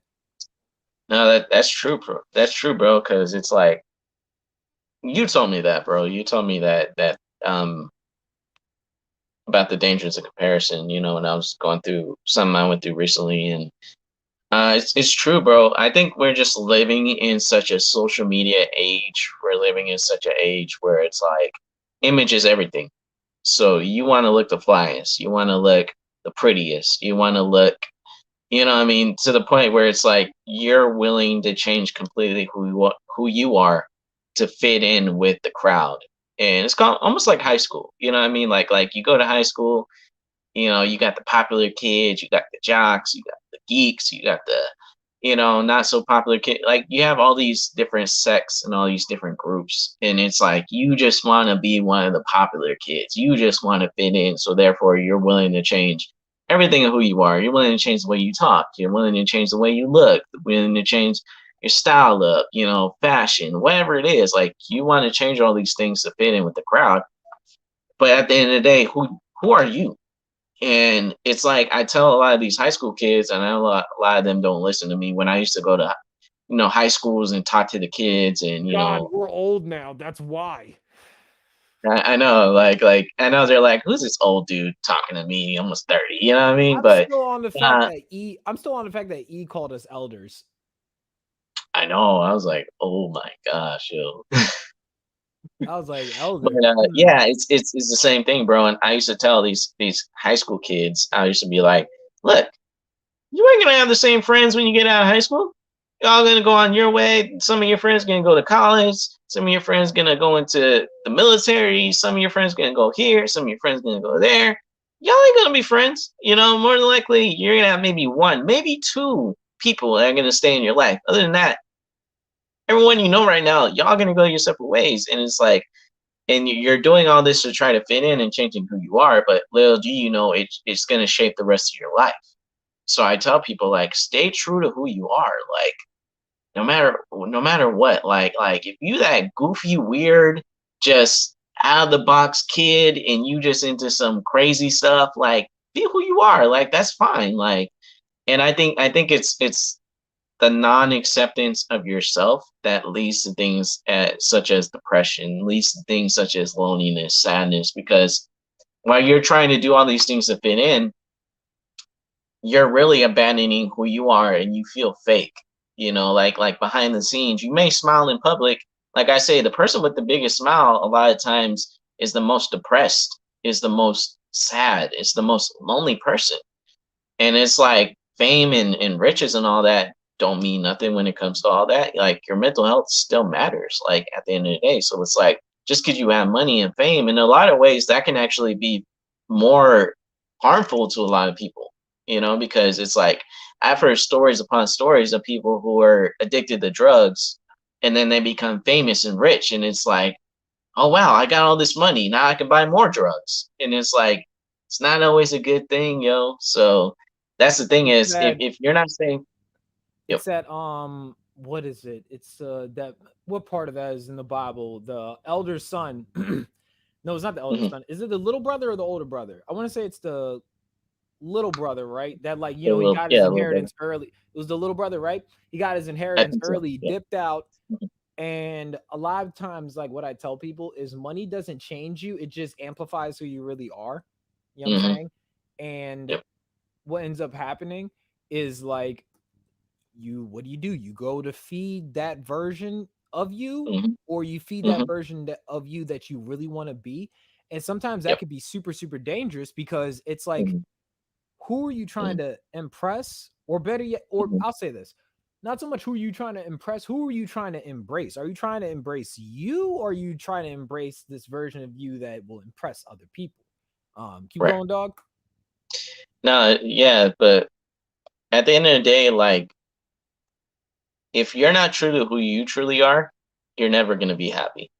I'll just say it like that. You're never gonna be happy, and it's sad how like you know I'll even see like people who are willing to change their body, their facial features, and you know do what you want, do what you want with your life. But if you're doing things just to fit in with what's happening now, then what's going to happen 10 years ago when that's not even the popping thing anymore? Then you're stuck with this thing that's not even truly you. And it's like, I don't know, bro. It's, it's just the age that we're living in, bro. It's just everyone wants to fit in. Everyone wants to seem so cool. Like it gets to the point where it's like a lot of people depend on numbers to make them happy when numbers ain't gonna make you happy. Like you can have a million subscribers on YouTube, doesn't mean that you're happy. I've heard a lot of YouTubers, and I'm big on the YouTube world, so I watch a lot of these people on YouTube. But it's like I hear a lot of them say, I had 50 million subscribers and I wasn't happy. I was making millions of dollars. I wasn't happy. And it's like we think as people that don't have that, a lot of times we may think, I need that. I need the numbers. I need the likes. I need the clicks. I need the millions of dollars in my bank account. But it's like you're hearing these people that have all that are saying, I'm not even happy. And it's because it's a lot of these people are following trends. They're following what's popping right now. And it's not who they truly are. Like I'll give one example. It's a YouTuber I watch named FouseyTube. I'm sure some people that are watching may have heard of him. He was a pretty big YouTuber like years ago, but he had like hundreds of millions of views. He was making like hundreds of $1,000s a month just off YouTube. And he was like, he had it all, but he was like, I wanted to commit suicide. I wanted to kill myself. Like I was lonely. I wasn't happy. And it's like us from the outside, we look in like, bro, you got it all. You got all the clothes, you got the big house, you got all the cars, you got all this money in your bank account, you got millions of fans. Like, why are you unhappy? And it's because material things aren't key to happiness. Like they really aren't. Like being who you truly are, staying true to who you are is at the end of the day going to make you happy. So I tell people, don't get caught up in all this social media nonsense, like, because that's not what's going to make you happy. It's not. And that's one of the notes. It's kind of funny because Maya sent me this article. Um, it wasn't like based around um like it wasn't even something like I thought of, but then when she sent me that, I was like, oh, this is funny. So sometimes I think like me and Maya are twins. And I mean, you've Mhm. seen us cook together on screen. You're just Yeah. like, I'm like, yo, there's no reason why I should have got that and she got that either at the same time or at a different day. But then this is the first time we talk about it. It's just funny. Um, Right. but that what you're describing right there is the fall, meaning like Mhm. once again, like you can end up hanging people off of these high expectations you have for them, and you can end up hanging yourself off of these high expectations you have for yourself. Yeah. We see this a lot with the kid that wasn't really cool, so then he goes above and beyond to compensate for to give off this perception that he's cool. We see this sometimes even with like people that were like brutal and bullies to people, and then they go above and beyond to be like not a bully. And and I don't think there's anything necessarily wrong with that, but then it's that you're doing it for the wrong reasons where it's dangerous because because you're not it may not even be organic for you. You know what I'm saying? Like you're being nice passive aggressively and you're not really there's not healing in that for the other person. I mean, it could be, but what about for you? Like you ain't built for that. You know what I'm saying? The notes the notes I have for talking about the fall is where to go. Um you end up having an emotional crash. Um, some people described it as you live in a hamster wheel of performance for too long, and then your body is screaming, like your legs is tired, everything is going off. Sometimes for myself, Ty, I mean, like I gotta clock out. You know what I'm saying? Like it's funny. Jess said it the other day. She said, "Yeah, I'm not like Casper where I talk for a living." And I thought about it. I was like, I don't talk for a living. And I thought about it. Podcast, rapping, protests, apologetics, um, ministering to people, which is part of my apologetics. I thought about that. I was just like, huh. Yeah, you do. There'd be days where I'm just like, I don't feel like talking to anybody. You know what I'm saying? Right, right. Or better yet, there's days that like sometimes there's nothing that anybody has done necessarily, but it's that you feel like you, for me sometimes, so I'm gonna stop saying you, I'm gonna say I feel like for me sometimes is I always have to be the counselor of people. Mm. You know what I'm saying? I not so much that I'm trying to fix people, but it's like, hey, if you ever need to talk, my phone's open. I mean, like Yeah. that's just who I am. Mm. But then there's days where I'm just like, nigga, not today. And that sounds terrible, but like it sounds terrible, but like, you know, bro, I mean, I literally talk for a living. You know what I'm saying? Like most of my work in everyday life involves communicating with somebody, you know what I'm saying? And Can I so ask you a question?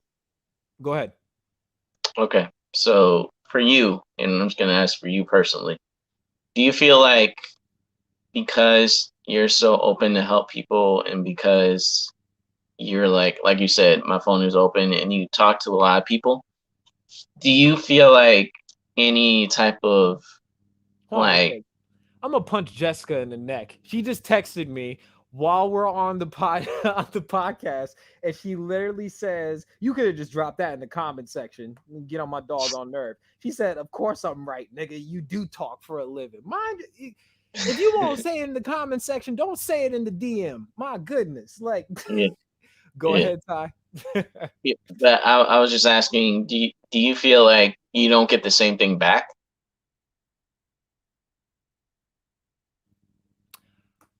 um, I think sometimes, and this is where, like I said, performance-based love is dangerous.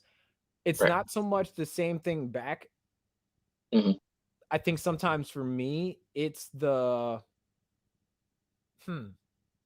never even had anybody ask me that question before. Um,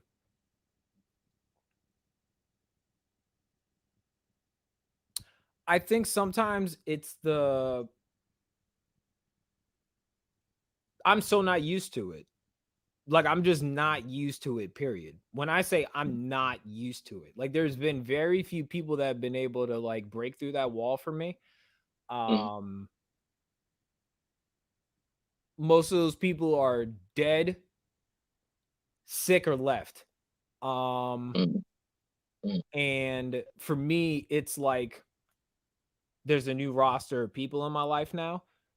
Hmm. So, like when I say like they left, like people from my old church, people I used to hit the streets with, Yeah. um, people that died, they just died. You know, death is finite. You know what I'm saying? Um, and then, hmm, then there's people like for instance, like brother David, who I had on here like months ago, where like Hmm. I'm like, oh, you know what I'm saying? It's that I gotta be strong for me, I guess.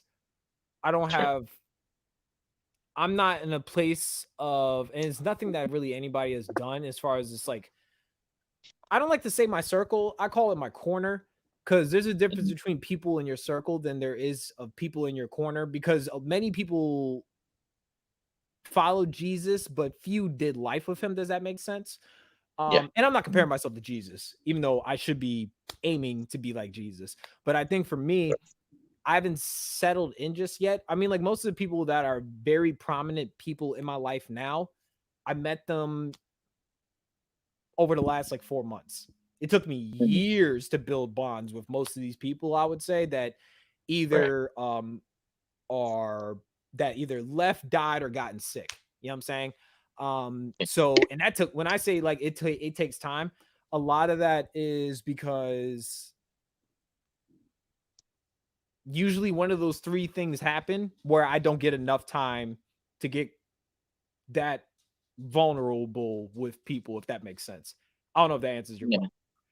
Yeah, the only reason I'm asking is just because I know that I've seen in the past where it's like you have people that are like talking to so many people, but yet no one's talking to them. And then it can cause like a form of like kind of resentment, I guess. It's kind of like I've seen pastors go through this where it's like they're talking to so many people, they're preaching sermons, they're spending so many time counseling people.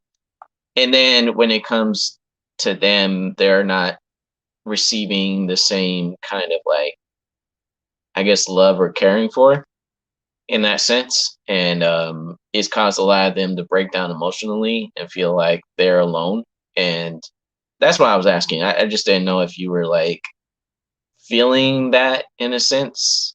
Even though I know that you do have people that do check up on you and ask, "Hey, how you doing?" and stuff. But I mean, when you're doing it so much for other people, when you're not like really feeling that back, it can cause some form of like mental stress or mental like cause depression and stuff like that. I think I put it like this. I feel like sometimes I spend so much time sharpening, iron sharpens iron. I feel like Hmm. I'm the dude always, and this isn't me to be arrogant by any means. I feel like in a lot of times in my life, I've always had to sharpen somebody else, Yep. but very rarely will somebody just ask me, "Hey, can I see?" This sounds kind of okay. So hold the pause. Just pause, pause, pause. Hey, let me see your sword. You know what I'm saying? Like you, let me shine your sword. let me sharpen your sword real quick. Pause, brother. Pause. You know what I'm saying? Like let me clean your gun. Let me I don't know. Like let me do maintenance. I mean, my car is fine. But like let me do maintenance on your car. Let me, you know what I'm saying? There's very few people that have stuck around that long that it can even get to a point where I'm even comfortable with them doing that. Um, like, yeah, it's I would say the best way, I wouldn't even call it resentment. It's the Hmm. uneasiness because of like the pattern of my life, but I definitely correlate it to loneliness in a sense Hmm. because I think it's because like I have so much love for people sometimes, and when it's not reciprocated, it can be Right. like, and like, and I shouldn't think like this, but this is why it's dangerous about like performance based love is like sometimes you Mhm. feel like you love somebody more than they love you. Right. You know what I'm saying? And Mhm. then when that ends up happening, and I'm gonna speak for myself, so I'm gonna stop saying you. I'm gonna speak for me. When that ends up happening for me, I'm thinking like, well, why don't they love me as much as I love them? You know what I'm saying? It could be Yeah. like, then I Mhm. start thinking, oh, well, what's not to love about me? You know what I'm saying? So it's Mhm. very Mhm. dangerous when it gets like that. Because Yeah. certain things will come up where like those feelings come back up again. And Mhm. it's like, hmm, it's weird. When I say like it's weird because that's kind of how trauma works, I guess. It's that allergic Mhm. reaction where it just like sneaks up on you in a sense, but Mhm. it's so subtle and it can like I said, attach to your skin like a symbiote, and Mhm. you don't even notice it, and it does make it hard.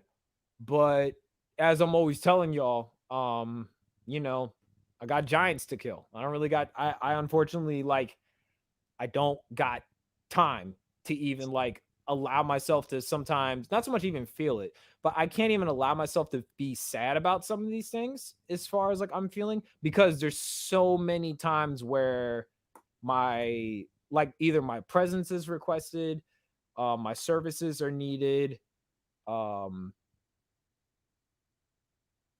and I'm always in a place just like I said with servitude. I'm always I don't like to sit down long enough to allow somebody to fix me a plate. Yeah. That like this is just me speaking out of my own convictions. I can't. And when I say I can't, meaning like I haven't. Okay, I won't say I can't because I can do it. I haven't felt comfortable enough to do that with many people in my life. Gotcha. For sure. And it's a little different with you guys, only because, like I never dapped any one of y'all up in real life. You know what I'm saying? Like y'all all mama told me not to talk to strangers on the internet, but like the closest people I have in my life right now are all people on the internet.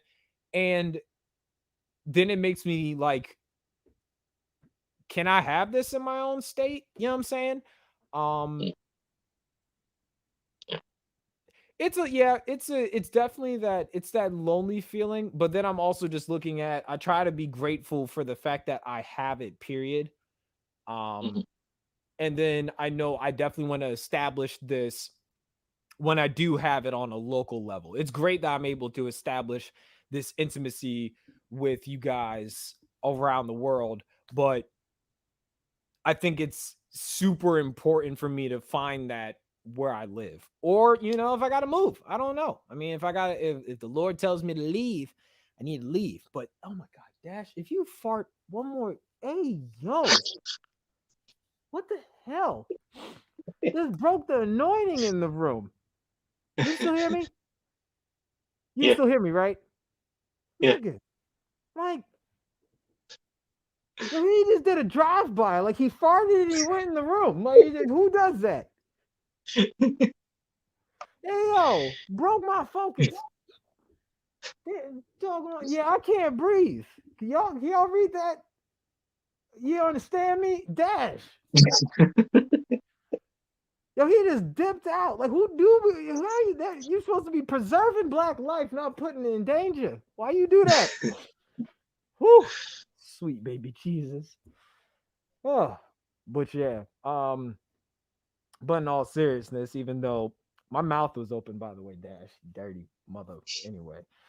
But I think like, and I'm not gonna speak for anybody else, but like that's something that like people think that you can end up, and I'll say it just like this, and I'm only gonna speak for myself. If anybody else can get to this point in their life, God bless you. I know that to be selfish though. When I say that, it's that overcompensation of trying to be, lost my earpiece. It's that overcompensation to be selfless.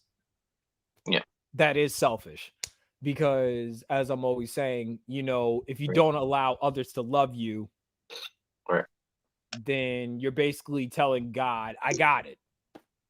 You gave me everything for everybody else. There's nothing that you can impart in anybody else that they can give to me. And I know that to be selfish, and it's an ego thing. I think it's a John Bellion song when he said, I think he said like fake humility is another way of being arrogant in a sense, because it's that you're not like, I'm good. You know what I'm saying? My sword doesn't need no sharpening. I'm good. My armor stay ready. You know what I'm saying? It's that it's that pride. You know what I'm saying? And pride can end up evolving into arrogance. And I think that's where it's dangerous, because once again, now you're doing PAP for people that you're supposed to be leading. You're not allowing them to see your broken side. You're not allowing them to see your hurt side. You're not allowing them to see, you're not allowing them to see like this version of you that ain't well. You know what I'm saying? And that's why like I'm always been big on, especially like what I've established with everybody very early. And it's not me trying to, because some people need to be careful with this. And I'm gonna add that this is something that I'll add on later to it, but people have to be careful when it comes to like this whole there's a difference between leading with love and then leading with your butt cheeks out. And when I say that, because sometimes people will like love bomb people, and I don't know if you know what love bombing is by chance. Yeah. Or what does love bombing mean to you, if you don't mind giving your definition? Right. So love bombing to me is like, okay, so you'll show, okay, how do I put this?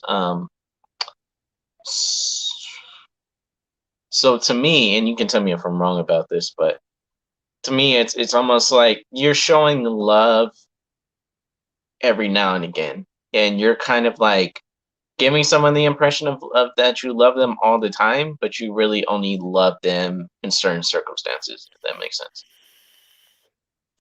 So technically you're right.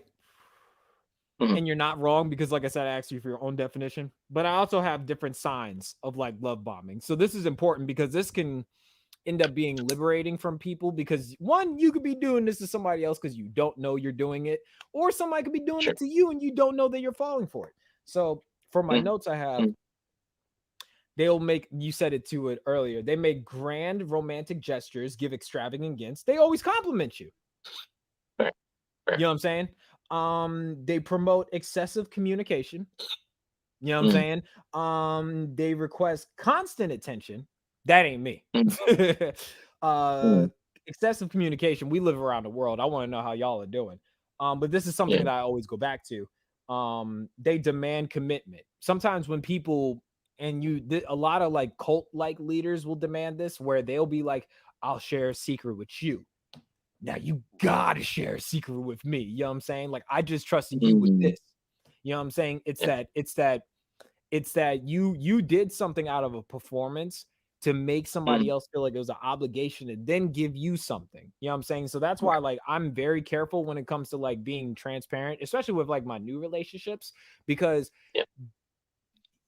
not there's a difference between being vulnerable and being naked with people. You don't gotta get naked. Please don't get naked in front of me. That's my only rule on the podcast is just, smoke a blizzy, drink a little bit of wine, but don't get naked. I don't want to do that. Yeah. And, try not to get canceled. Um, but for more of my notes, they resist your boundaries. That's love bombing. You know what I'm saying? They think Mhm. like, oh, Mhm. it's that it's that you don't really know what space you really need. Sound familiar? A lot of people do this, you know what I'm saying? Um, Yeah. they make soulmate claims. So like people on a like going back to like that romantic sense where they'll be like, oh, well, the stars are aligning and my horoscope said this. And it's just Oh, like, God. hey, it happens. It happens. It's performance Yeah. based. I'm telling you, you can find this like literally anywhere. It's that proclamation without application leads to Mhm. procrastination. You know what I'm saying? Mhm. Um, Mhm. let me see. They say I love you very quickly. You know what I'm saying? Um, Mhm. Yeah. that one hit. That one hit for you, huh? Oh yeah. Oh yeah. Oh yeah. Oh man. Ugh, you don't gotta talk about it. We good, bro. We'll talk about that offline. I got I'm just like, yo, you because said look, so okay, it's almost like what you're saying right now is like manipulation, right? yeah, So it's like, it's a form of gaslighting, which is performance based. right, It's performance based love. You're giving somebody an inferior sense of security right, just so you can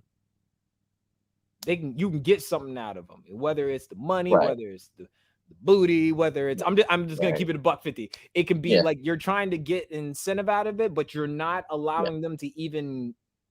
even allowing them to really know what you're asking them for because you're throwing something else as a deflection. You right, see this with pastors, you see this with CEOs, mhm, you see this with people like managers when they're like, oh, I know you've needed money, this is that and the third, here's this, I'll give you money for this, but then like you don't realize like that. And this never happened to me, but like I've heard of instances where like they'll give you money and then you look the other way and you compromise your morals and you just got love bombed. You know what I'm saying? It's no different than right, throwing a steak to a dog when you're trying to sneak into an abandoned lot or something like that. But yeah, it's basically yeah, manipulation, which is gaslighting. You know what I'm saying? You're trying to give them a mhm, false perception into something that really isn't what it really is, but you're not allowing them to even consent to saying yes or no to it because you're wrapping it up in a nice little gift. Love bombing. right. That's like one example I've heard is the dude who he'll tell the girl that he loves them, and then she'll say, "Oh, I love you too," and then he's like, "Okay, if you love me, you'll have sex with me," right? That's That like part. classic manipulation. That part. You know what I mean? Like that's what it is. Like you're only telling someone something to gain. And to me that's like manipulation. That's what it is. Yep. Another form of love bombing is you putting them on a pedestal. You make them feel like they're special. Oh, you're not like Yeah. the other ones. Right. Yeah. We see Mhm. this with some of our cousins. Oh, you're not like the other Mhm. Negroes. You're special. You know what I'm saying? Mhm. Master picked your mom. Like picked. That Mhm. sounds crazy. Yeah. But you no, hey, am I No, it's lying? true. This is It's true. true. Yeah. Yeah. If you're a dude and you're trying to proposition a girl, you treat the rest of her best friends like crap. I'm not saying I've done this. You treat the rest of her best friends like crap, but you Right. treat her like she's the best thing since sliced bread. Mhm. You know what I'm saying? Mhm. Um, Mhm. let's see. They make you feel like you're being saved. Mm. People that will like do something that is completely charitable, but absolutely they want you to know they did it. You know what I'm saying? Right. Like a lot Mm. of people will do that, like as you said earlier. Like, I'm not saying like you do this, but a lot of people will give because they want the credit afterwards. They will give because they want a receipt afterwards. You know what I'm saying? Right. Um, Right. I I I don't I'm kind of torn in between two because I want to know who does something good for me because I want to personally thank them. But then also I do get turned off when people do it and it seems like they're doing it in a way that they want everybody around them to know they gave it to you. Yeah, love bombing. You know what I'm saying? Let's say they're good at saying what you want. They are good at saying what they want you to hear. And this one's kind of weird. Um, hmm, hmm. I forgot I wrote that down. Um, if someone's attitude, behavior, beliefs, or humor, damn, I forgot I wrote that one down. If someone's attitude, behavior, beliefs, or humor is not consistent, you know what I'm saying? Mm, that can mean like they forgot what mask they were wearing. You know what I'm saying? Let's go to the faith real quick, or we'll Christians. You know what I'm saying? They'll they'll be in church, hallelujah, till like 12 o'clock. Then they go to Walmart or be in the buffet. Be like, you dirty sons of biscuits. Like, and then like you see them, you're like, nigga, like you was just helping that old, like you was just helping my grandma in the car. And now you out here telling people that their mother should have swallowed them. Like, who is this? Yo, that's so Who true. is this That's so dude? true. Who is this dude? You know what I'm saying? Like, no, hey, look, Yes. man, ask Tyler. Tyler and me talk literally like, if not every day through message, Yeah. we talk every Yeah. other day at bare minimum through Zoom. I'm like this Right. all the time. Right. Ask my mama. My mama moderates the Facebook page.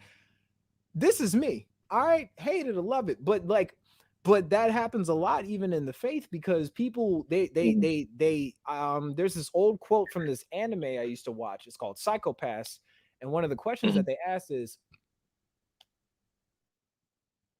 do chameleons have personalities? You know what I'm saying? It's that you have to change with the environment. You have to change in these spaces. Sometimes it can be I'll relate this to like people of color, for instance. Sometimes we'll code switch. It's a coping mechanism. You know what I'm saying? We'll code switch and it's a coping mechanism. If you're around, if you're trying not to seem impoverished, you'll buy the most decked out gear and when you're around these folk, but then the minute they're not around, you'll go back home and your wife doesn't know that you just swiped her credit card and you take that watch off that still got the receipt on it. You take that rental car back to that BMW you don't really drive and you got a Ford Taurus, you know what I'm saying? Um that's performance-based love. You know what I'm saying? Um and you're hurting, and once again, I don't think people realize that you're hurting you and the other person because You're trying to be something for somebody else so they can love you. And then for the other person, they're starting to fall in love with you, and that ain't even you. You know what I'm saying? They don't know your real morality clause. They don't know your real values. They don't know your family. They don't know man, I know, I'm not even kidding. And me and this dude ain't cool anymore, so I'll talk about it publicly. There was this dude who had a whole pretend family when he was trying to holler at this chick. I'm not even kidding. Listen, hear me out. Hear me out. He like, I'm talking, this sounds nuts. I'll clip this up just for TikTok, and he's a scumbag, so that's fine. But he used to take he he used to take this girl he was trying to holler at to like his homeboys, one of our mutual homeboys' house. And these people got money. You know what I'm saying? They got money, they got cars for days, they got TVs decked out in the hallway. Like, you know what I'm saying? They got like intercoms in the house is decked out. They had a whole pretend family, borrowed somebody's little sister and everything. Like, this is my little sister. And then she was like, "Where's your room? Take me to your room." And then like it was super weird. But here's the thing. You are creating this false reality for yourself and for other people, but you don't really live in it.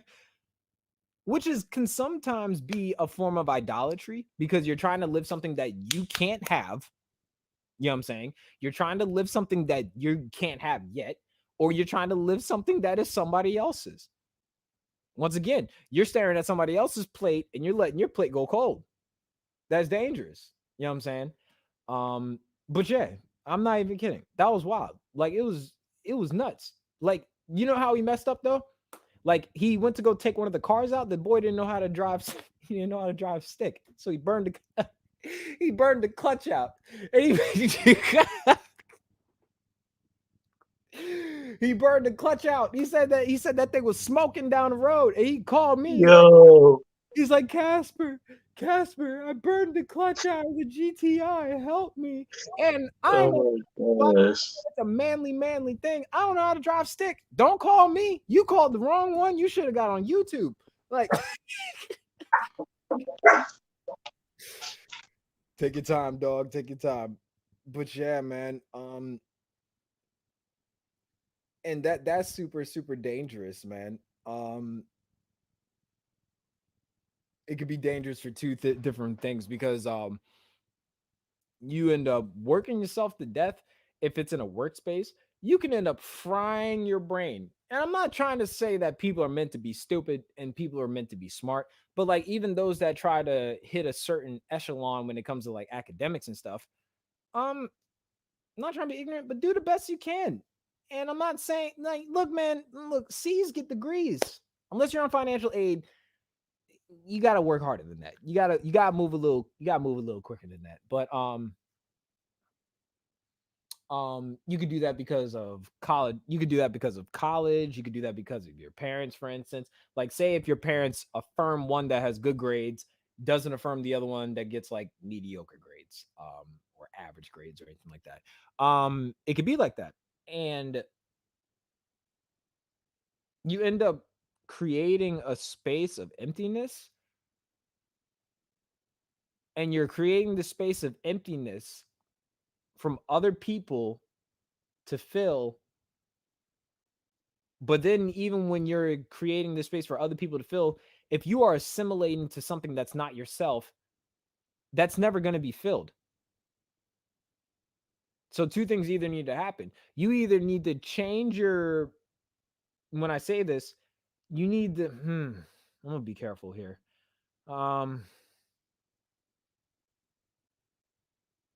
You either need to change,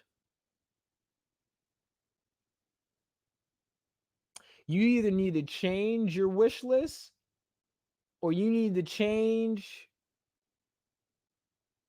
your roster. You know what I'm saying? Which means you got to start making cuts.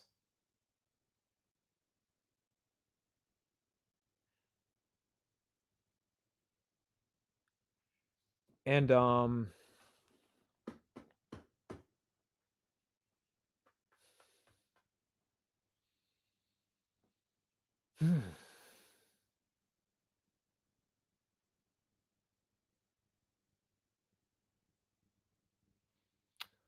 Whew.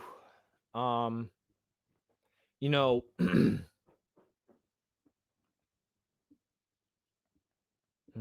Holy Spirit, Holy Spirit, Holy Spirit. Um,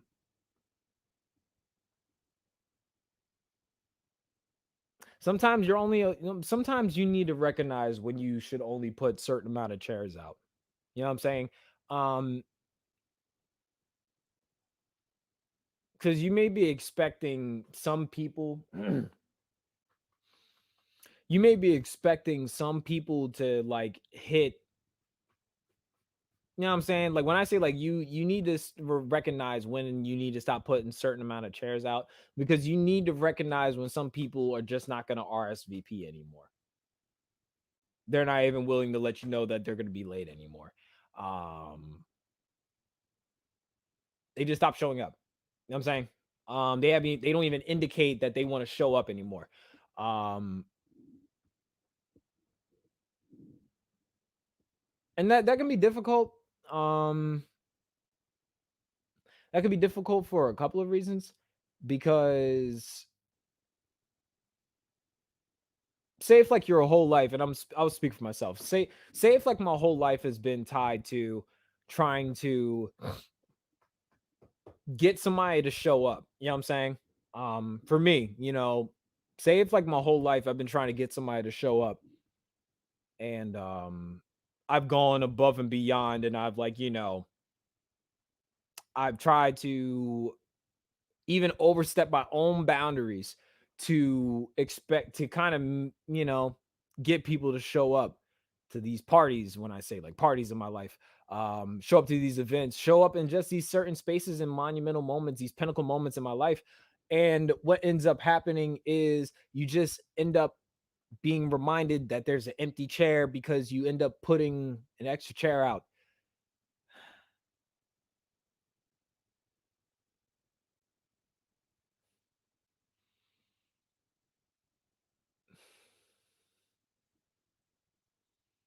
And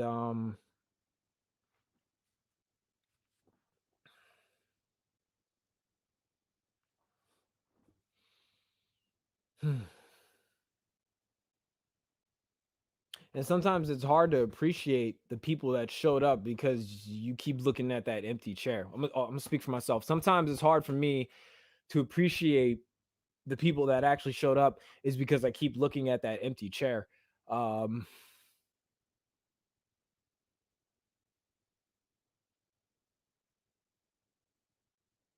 and it's hard. Um, it's hard because you know, that's what's dangerous about this. It's super dangerous because you end up disrupting something. You end up proclaiming something and then not applying it, and then it's procrastinating certain things. Stop saying you. I end up proclaiming something and I'm not able to apply it, and then it ends up procrastinating things. For me, it could be, for instance, like my music. Everybody knows that like my what's been super hard for me to work on is my music. Why? I lost one of my biggest fans a couple years ago. It's been super hard. It's hard to allow other it's hard to allow other people for me to let new people in my life, new people in my corner, to love on me and stuff, is because I keep reserving a seat. I keep reserve I keep reserving a seat for people to show up. And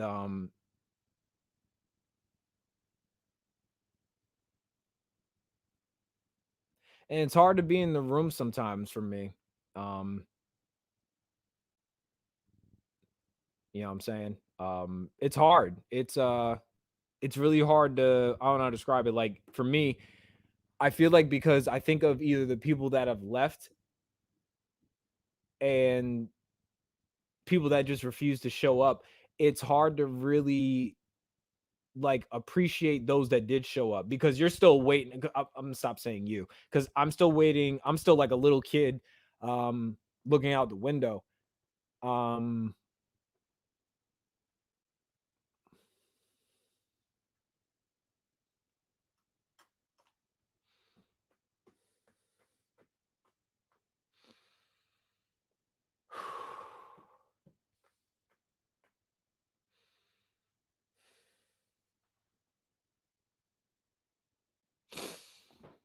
and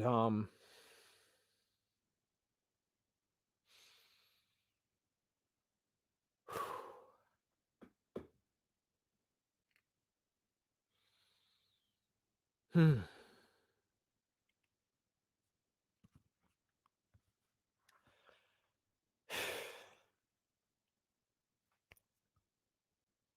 Earpiece almost fell out. And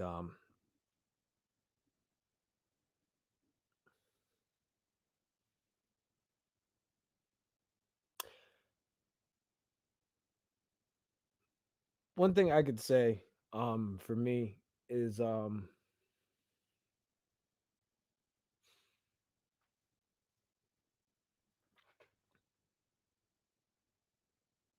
know, you can't I can't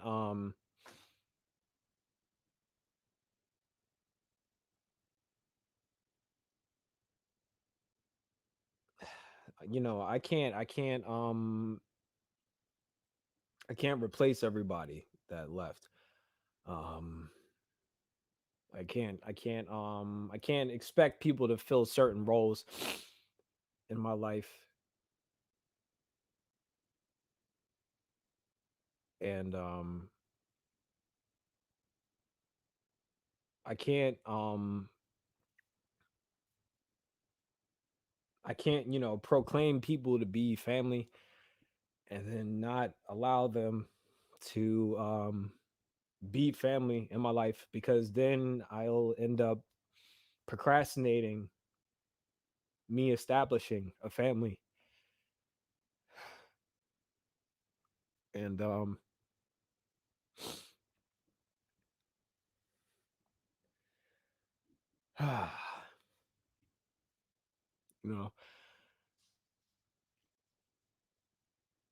you know, please don't for everybody in the comment section, you know, like I told y'all when I first started season 2, that I'm not afraid of being broken in front of you guys. You know, I've built many like different like community groups, and here's my dog. I'm good, Dash. Um, but you know, I can't. I'm good, boy. Go lay down. Lay down somewhere. I'm good. Um, oh man.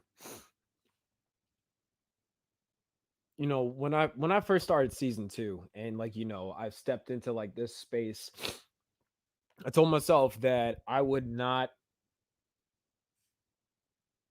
put on a mask, which I'm not going to. I've made a very intentional effort of not doing that. You know what I'm saying? Because, you know, there's a stigma that comes with, you know, just being like black men in this country, just being a black man in this in general. But I will speak for myself. There's this not wanting to be known to be unhinged and not okay, and to be broken, and allow people to see the off about you. And I made a point very early when I came back for season 2. And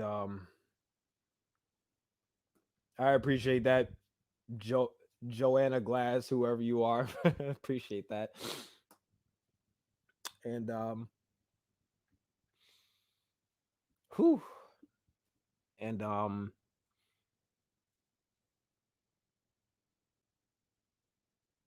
it's because I don't want what I had. I don't want a scorecard. I don't want to keep a scorecard for anybody else.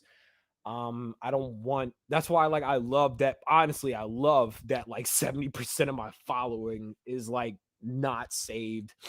And You know what I'm saying? Where, we'll hop in a Zoom and people will hit me up, say some off the wall stuff, you know what I'm saying? And I'm just like, yo, they're like, oh, I'm so sorry. I'm probably too crazy for you. I'm like, nah, I got room for crazy in my life. That's fine. I got a lot of room in my life right now.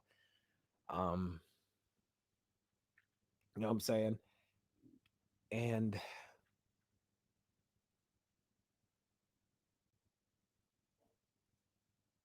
so you gotta, if I can convey any message, that's you know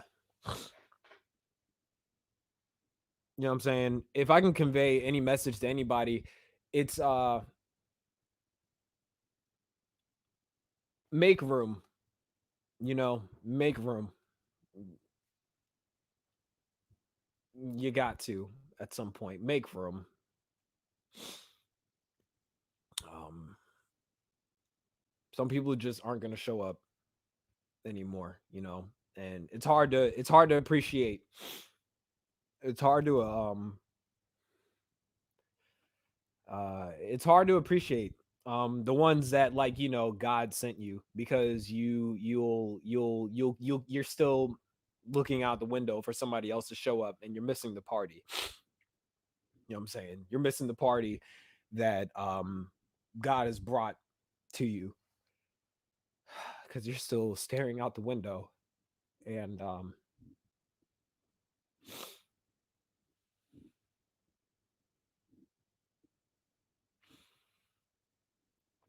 don't cheat yourself. Don't If I can say anything, don't cheat yourself, man. There's some people that, like, you would least expect.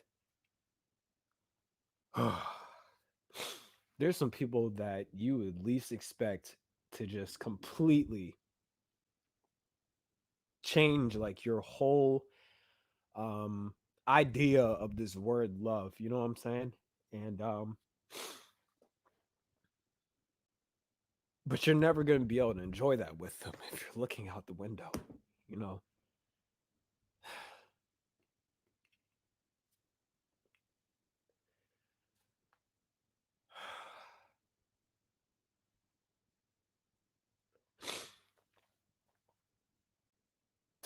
Man, I ruined my makeup.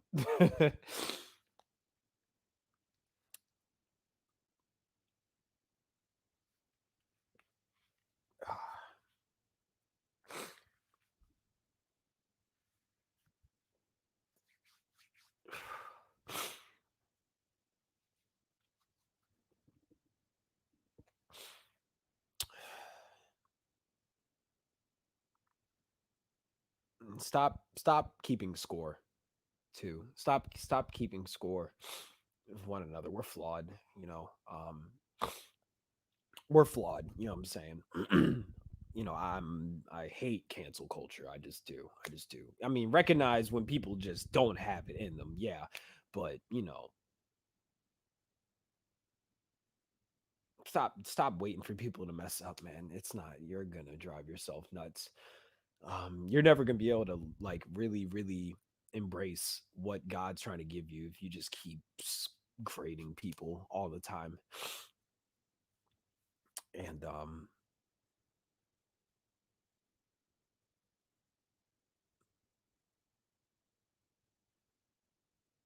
it's not healthy. It's not fair to them, and it's not fair to you.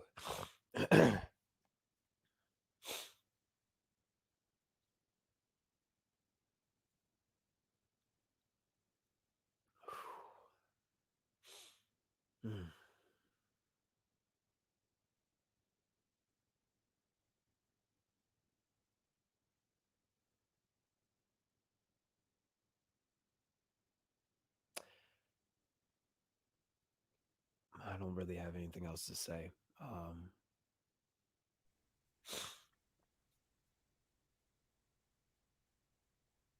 think I'm gonna go walk my dog. Because he's getting on my nerves, and he probably needs to go poop or something.